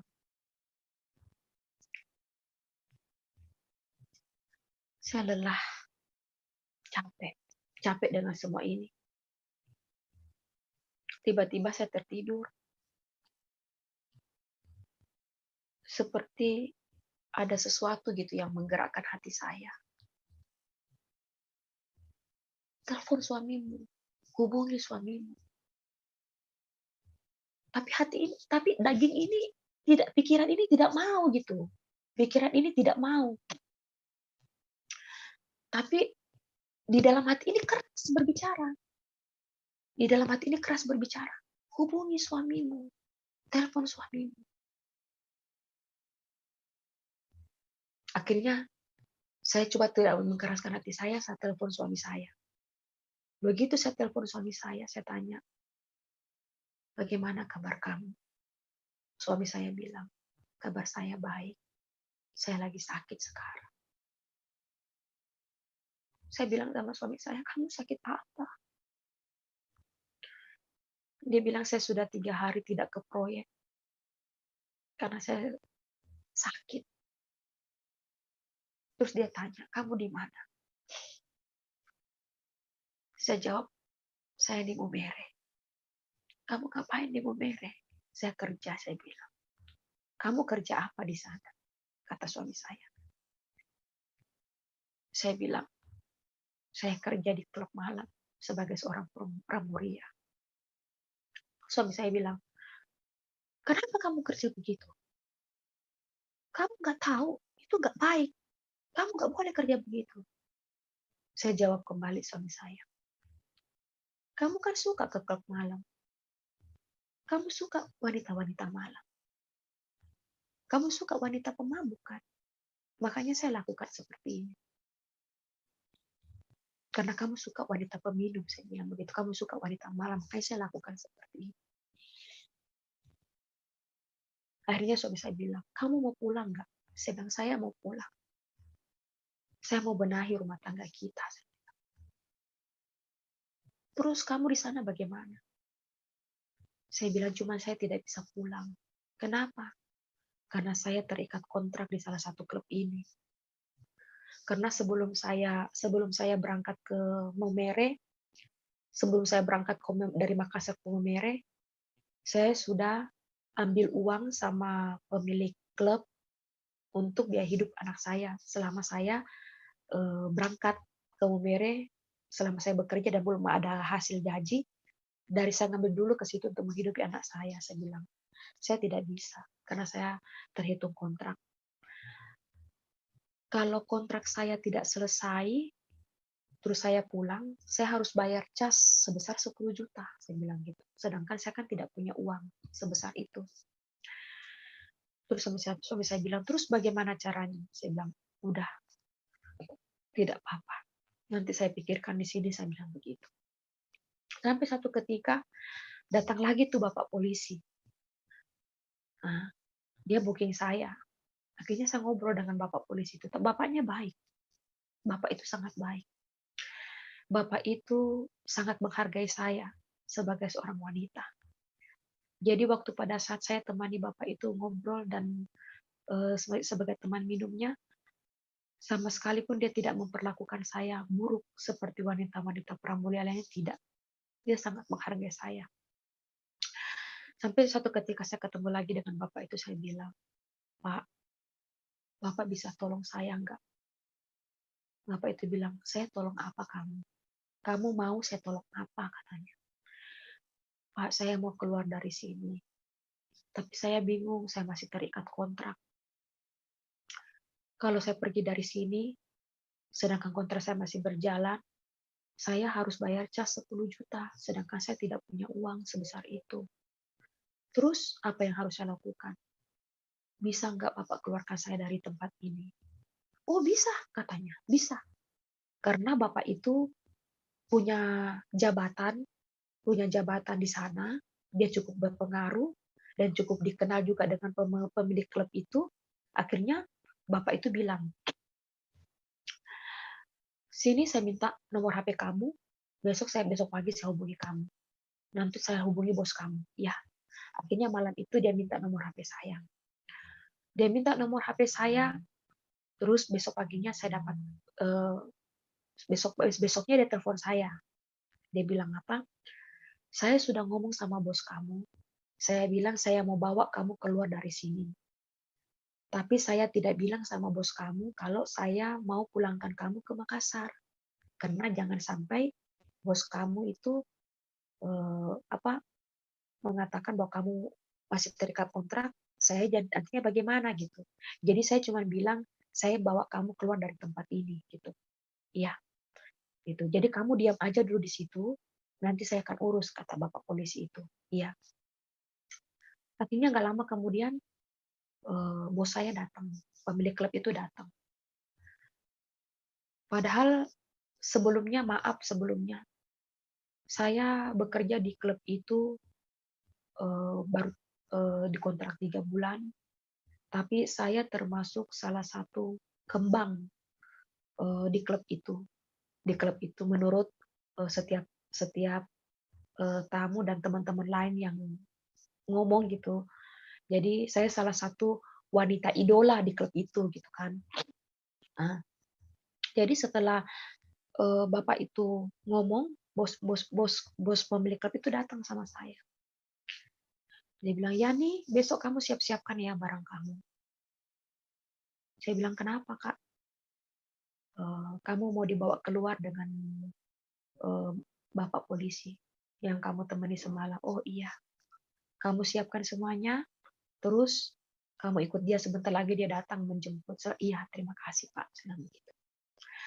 Setelah saya keluar, setelah Bapak itu datang, saya tidak terlalu banyak bawa pakaian. Saya hanya bawa secukupnya saja.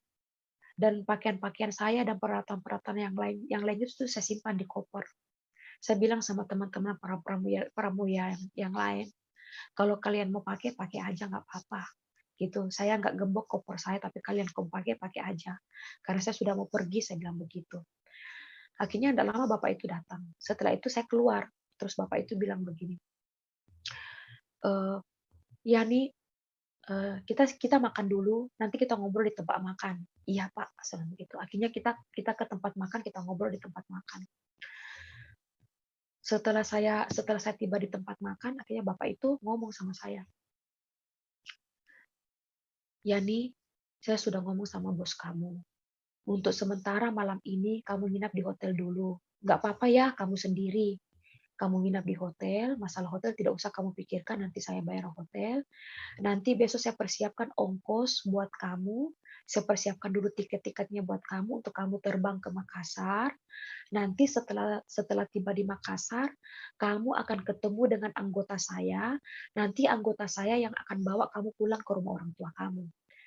Jadi saya bilang, "Iya, Pak." Jadi saya ikutinlah apa yang menjadi, perintah Bapak itu. Nah, setelah tiket saya semua sudah siap, nah Bapak itu telepon lagi, "Ya nih kamu siap-siap, besok kamu berangkat, tiket pesawat kamu sudah ada, saya antar kamu sampai di bandara. Setelah kamu berangkat, baru saya tinggal, nanti ingat sampai di Bandara Makassar akan ada anggota saya yang jemput." "Iya Pak, terima kasih," saya bilang. Setelah sampai tiba di Makassar, adalah anggotanya yang jemput saya. Ada anggotanya yang jemput saya. Akhirnya saya diantar sampai ke rumah orang tua saya. Nah, setelah saya tiba di rumah orang tua saya, anggotanya pulang, saya sempat bermalam kurang lebih sekitar 3 atau 4 hari saya nginap di mama saya. Saya bilang sama mama saya, "Mah, saya nggak lama-lama di sini," saya bilang. "Emang kenapa?" "Saya cuma 4 hari," saya bilang. "Terus kamu mau kemana?" Nah, saya mau balik lagi ke Momere, alasan saya begitu. "Oh begitu, ya udah," katanya gitu. "Yang penting kalau kamu balik simpan duit buat anak kamu." "Iya Mak," saya bilang begitu. "Iya," gitu. Saya diam-diam komunikasi dengan suami saya. Karena mama saya marah kalau dia tahu saya balik lagi tuh dengan suami saya. Mama saya marah. Akhirnya saya diam-diam komunikasi dengan suami saya.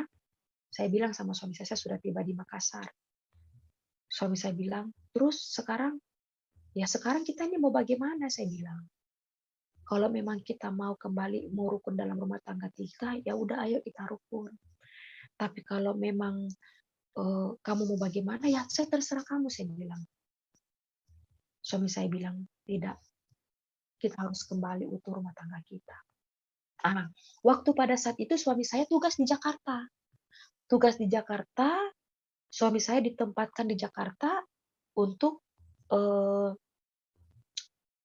bekerja di salah satu proyek yang sedang berjalan pada saat itu. Eee, Akhirnya suami saya bilang, "Udah kamu berangkat sekarang ke Jakarta." Ya saya berangkat ke Jakarta. Selama saya di Jakarta, mama saya tidak pernah tahu kalau saya itu sama-sama dengan suami saya.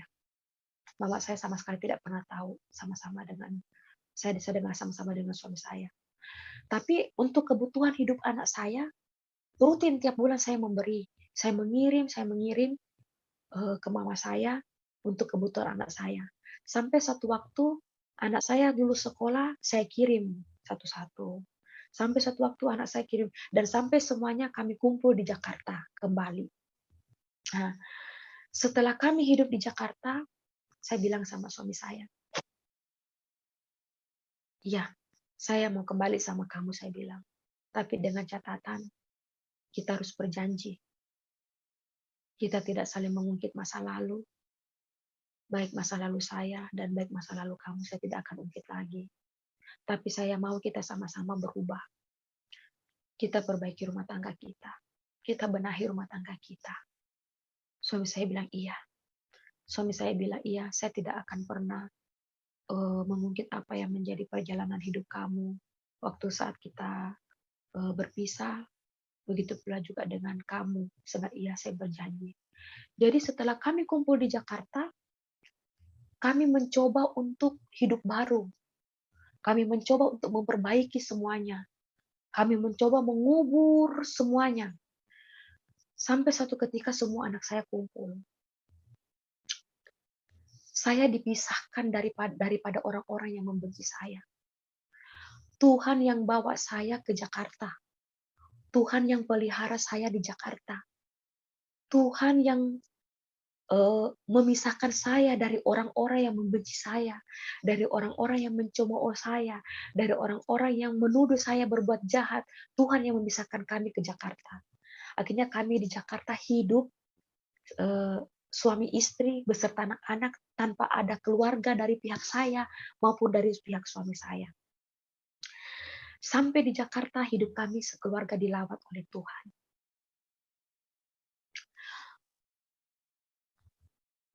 Kami dilawat oleh Tuhan. Jadi setiap hari Minggu itu kami kan suka pergi jalan-jalan sama anak-anak. Kalau saya lihat orang keluar dari gereja, hati saya itu teduh. Teduh banget. Karena saya kan memang tidak pernah ginjak gereja. Jadi selama pernikahan saya, selama saya menerima Yesus masuk ke dalam kehidupan saya sebagai juru selamat sampai saya ketemu Tuhan Yesus di dalam alam roh mimpi, itu sama sekali saya belum pernah ke gereja. Nanti setelah saya kumpul di Jakarta, bertemu dengan suami saya, kumpul dengan anak-anak saya, baru kerinduan itu muncul. Jadi waktu itu kami pergi jalan-jalan hari Minggu sama anak-anak saya, tiba-tiba kami lihat orang pulang dari gereja. Saya bilang sama suami saya begini, saya melihat orang pulang dari gereja kayaknya teduh banget deh. Kata suami saya, iya ya, yuk minggu depan kita ke gereja yuk. Kita ngapain begini jalan-jalan, mending kita ke gereja. Tuh lihat tuh semua pada pulang ke gereja. Ngelihatnya adem banget. Kata suami saya, ya udah. Dan sampai pada saat itu minggu depan, setelah hari Minggunya tuh tiba hari Minggu, kami ke gereja sama suami saya. Jadi waktu saya pertama kali ke gereja, di situ saya tidak mengerti ibadah orang Kristen itu seperti apa. Saya tidak tahu memuji Tuhan. Bahkan untuk baca firman pun saya tidak tahu. Firman itu kan cukup tebal. Dan saya tidak mengerti kemana ayatnya, surat apa, pasal apa, ayat keberapa untuk menjawab firman itu, untuk menjawab pergumulan saya tidak mengerti. Tapi karena ada kerinduan saya untuk beribadah, makanya saya terus beribadah kepada Tuhan. Sampai suatu ketika, hati saya subuh-subuh rindu sekali sama Tuhan. Saya bilang, saya rindu sekali sama Tuhan. Saya rindu sekali sama Tuhan Yesus. Saya memuji Tuhan. Saya putar lagu pujian. Saya memuji Tuhan. Sampai saya menangis. Menangis. Begitu saya menangis, saya masuk ke dalam kamar. Saya pukul dada saya. Sampai satu ketika, saya dilawat Tuhan. Saya menangis. Saya bilang, hancur hati saya. Hancur hati saya bilang. Tuhan, ini aku. Ini aku datang kepadamu. Setiap waktu begitu. Setiap pagi, hati saya rindu untuk memuji Tuhan. Begitu saya memuji Tuhan, saya menangis, saya hancur hati menangis. Sampai saya pukul dada saya. Hancur dari dalam. Ini di dalam hancur. Saya pukul dada saya. Sampai saya bilang, Tuhan, ini saya. Saya datang kepadamu. Tuhan bilang, buka Alkitab. Saya ikuti kata hati saya. Tuhan bilang, buka Alkitab. Di situ pertama kali Tuhan Yesus menginjili saya. Waktu pertama saya ke gereja, saya tidak tahu apa itu arti firman. Saya tidak tahu itu firman yang dibahas di gereja. Khotbahnya apa saya tidak paham. Tapi di situ pertama kali Tuhan Yesus menginjili saya. Pertama Tuhan bilang, buka Alkitab. Saya buka. Tuhan bilang, saya lupa ayatnya, tapi saya masih ingat sampai hari ini. Tuhan bilang, bukan aku yang memilih, bukan kamu yang memilih aku, tetapi akulah yang memilih kamu. Saya hancur hati, saya menangis. Saya tersungkur di lantai. Saya bilang, iya Tuhan. Iya. Saya bilang, iya. Aku datang. Saya bilang begitu. Bukan kamu yang memilih aku, tetapi akulah yang memilih kamu. Saya bilang, iya Tuhan, saya datang. Saya datang kepadamu, Bapak. Tuhan bilang, buka lagi. Saya buka lagi. Tuhan bilang, berbahagialah kamu. Sebab karena aku, engkau dibenci. Sebab karena aku, engkau dihina. Sebab karena aku, engkau dihujatkan segala yang jahat. Sebab engkaulah yang punya kerajaan surga. Saya menangis. Saya pukul dada saya. Saya pukul dada saya. Tuhan bilang, kamu akan dibenci oleh semua orang. Kamu akan dihina oleh semua orang. Karena namaku. Saya menangis. Saya bilang, iya Tuhan. Ini yang terjadi sama saya. Ini yang terjadi sama saya. Saya bilang. Saya dibenci tanpa alasan dengan keluarga suami saya. Saya difitnahkan segala yang jahat. Bahkan orang yang mengasihi, orang yang aku sayangi telah mengkhianati aku. Tuhan bilang, buka lagi. Buka lagi firman-Nya.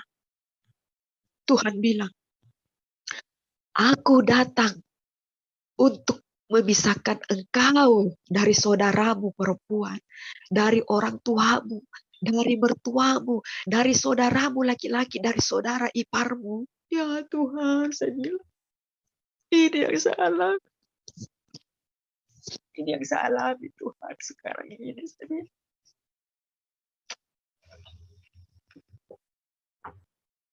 Ini yang saya alami.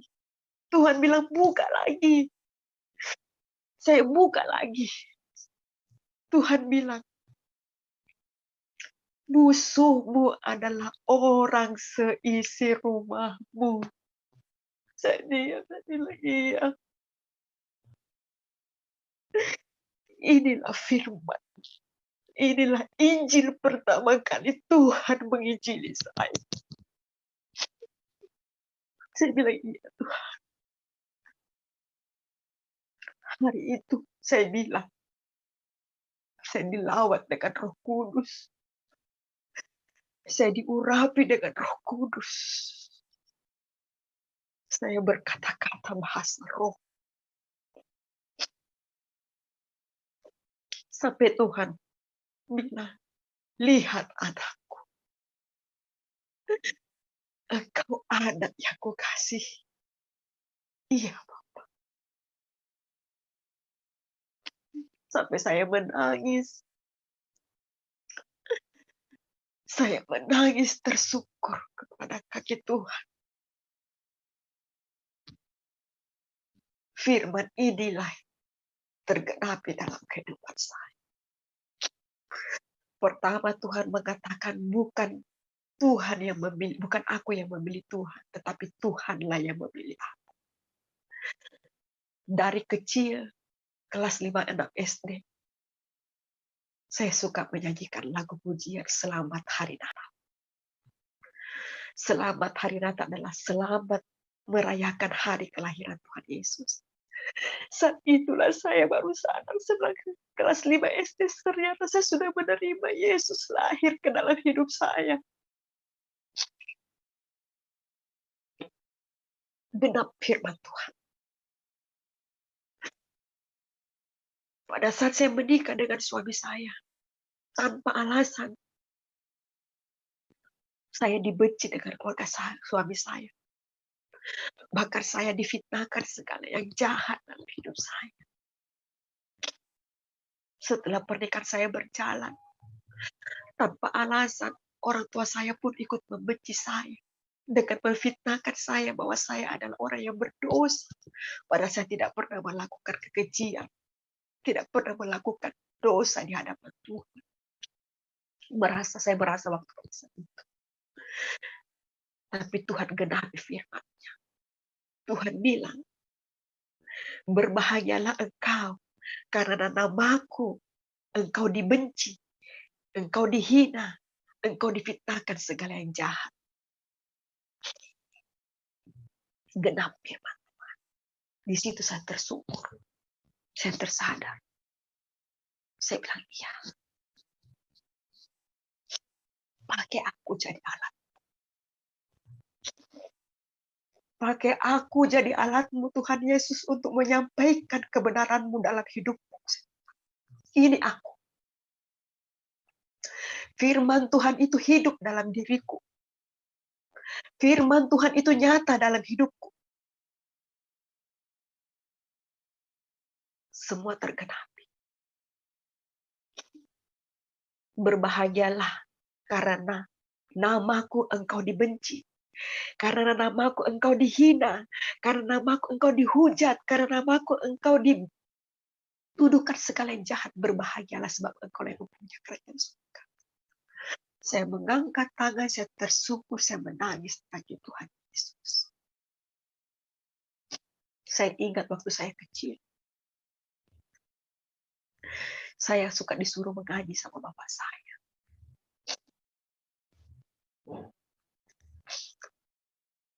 Saya bisa mengaji, saya bisa membaca abjad Al-Quran karena saya diajar dengan guru mengaji.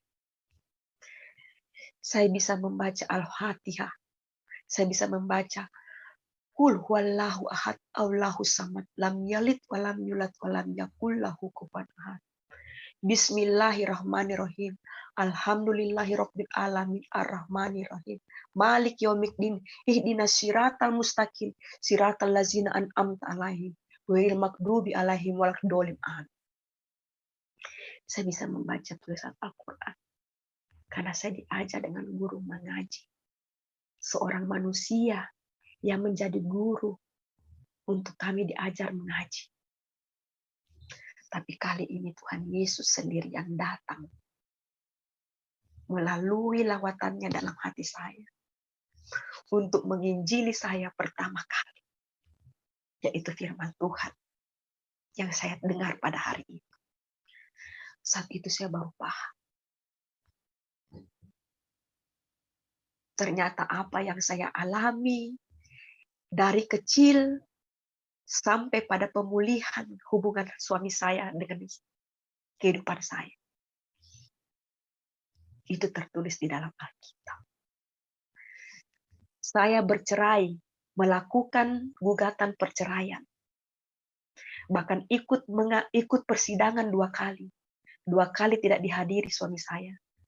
Sampai pada hari ini saya tidak pernah mencabut gugatan perceraian saya di Pengadilan Tinggi Makassar. Dan sampai hari ini setelah saya kembali dengan suami saya, tidak ada pun surat panggilan dari Pengadilan Makassar. Bukti nyata kuasa Allah. Tidak ada satupun yang dapat memisahkan kecuali mau.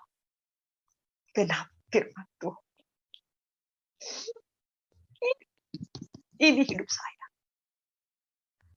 Firman itu Tuhan Yesus Kristus genap dalam hidup saya. Perjalanan hidup saya, skenarionya, sutradaranya adalah Tuhan Yesus Kristus. Saya hanya pemeran. Saya hanya pemeran. Dan saya menang melalui pergumulan yang saya hadapi. Pertama kali Tuhan mengajarkan kepada saya. Waktu Tuhan datang dalam alam roh saya berkata, Tuhan, waktu pertama kali Tuhan Yesus datang, saya ulangi ya. Waktu pertama kali Tuhan Yesus datang ke dalam alam roh mimpi saya. Pertama kali datang, Tuhan mengusap kepala saya 3 kali. Tuhan berkata, saya berkata kepada Tuhan, Tuhan Yesus, ampuni saya. Ampuni kedua orang tuaku. Ampuni suamiku. Ampuni seluruh keluarga suamiku. Ampuni semua orang yang membenci dan menghujat aku. Tuhan bilang, mengusap kepalaku. Tuhan bilang, iya anakku, aku mengampuni mereka. Aku mengampuni orang tua. Aku mengampuni orang-orang yang membenci kamu. Aku mengasihi anakku. Genap firman Tuhan. Tuhan bilang, kasihilah musuh. Ampuni orang-orang yang membenci kamu. Agar Tuhan tidak menghukum mereka. Saya anak Tuhan yang telah dipilih Yesus Kristus. Anak Tuhan punya kuasa untuk mengampuni. Sebab kalau saya tidak mengampuni, Tuhan pun tidak mengampuni mereka. Tapi pada waktu saat di alam roh saya bertemu dengan Tuhan Yesus, saya mengatakan kepada Tuhan, ampuni mereka Tuhan. Hari itu pun juga Tuhan mengampuni orang-orang yang membenci saya. Sejak hari itu saya merasakan ada damai sejahtera dan sukacita yang melimpah. Yang tadinya hancur hati, jiwa remuk, benci, sakit hati, dendam, amarah. Sejak hari itu Tuhan melawat saya, menginjili saya. Dan itu terjadi semua dalam kehidupan saya. Tertulis di dalam firman Tuhan. Tergenapi dalam hidup saya. Saat itulah saya dipulihkan. Sejak hari itu, saya bilang sama Tuhan, aku memilih untuk datang beribadah kepadamu. Aku dan seisi rumahku akan beribadah kepadamu. Genap firman Tuhan. Saya punya anak 5. Anak tertua saya sedang dalam pergumulan. Keempat anak saya beserta saya dan suami saya. Kami memilih beribadah kepada Tuhan, kepada Allah yang hidup, kepada Allah Isa dan Yakub.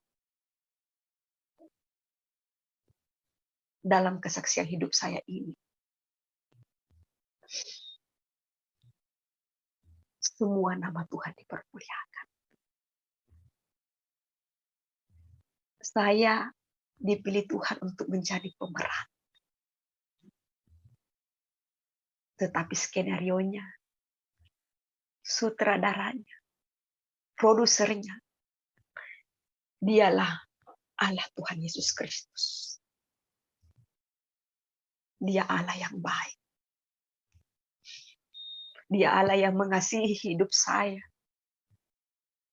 Dia Allah yang mengasihi orang-orang yang membenci saya. Dia Allah yang mengasihi orang-orang yang menghujat saya kafir dan murtad. Kalau saya dikasihi sama Allah, siapapun yang menghujat, siapapun yang menghina saya karena nama Yesus, Tuhan akan mengampuni dan Tuhan akan melawat dan Tuhan akan menyelamatkan engkau seperti saya diselamatkan pada hari ini. Inilah kesaksian saya. Sebagaimana perjalanan hidup saya. Sebagaimana Tuhan telah memulihkan keadaan saya. Dan sampai pada hari ini, saya rindu dipakai lebih lagi dan luar biasa oleh Tuhan Yesus untuk menjadi alat.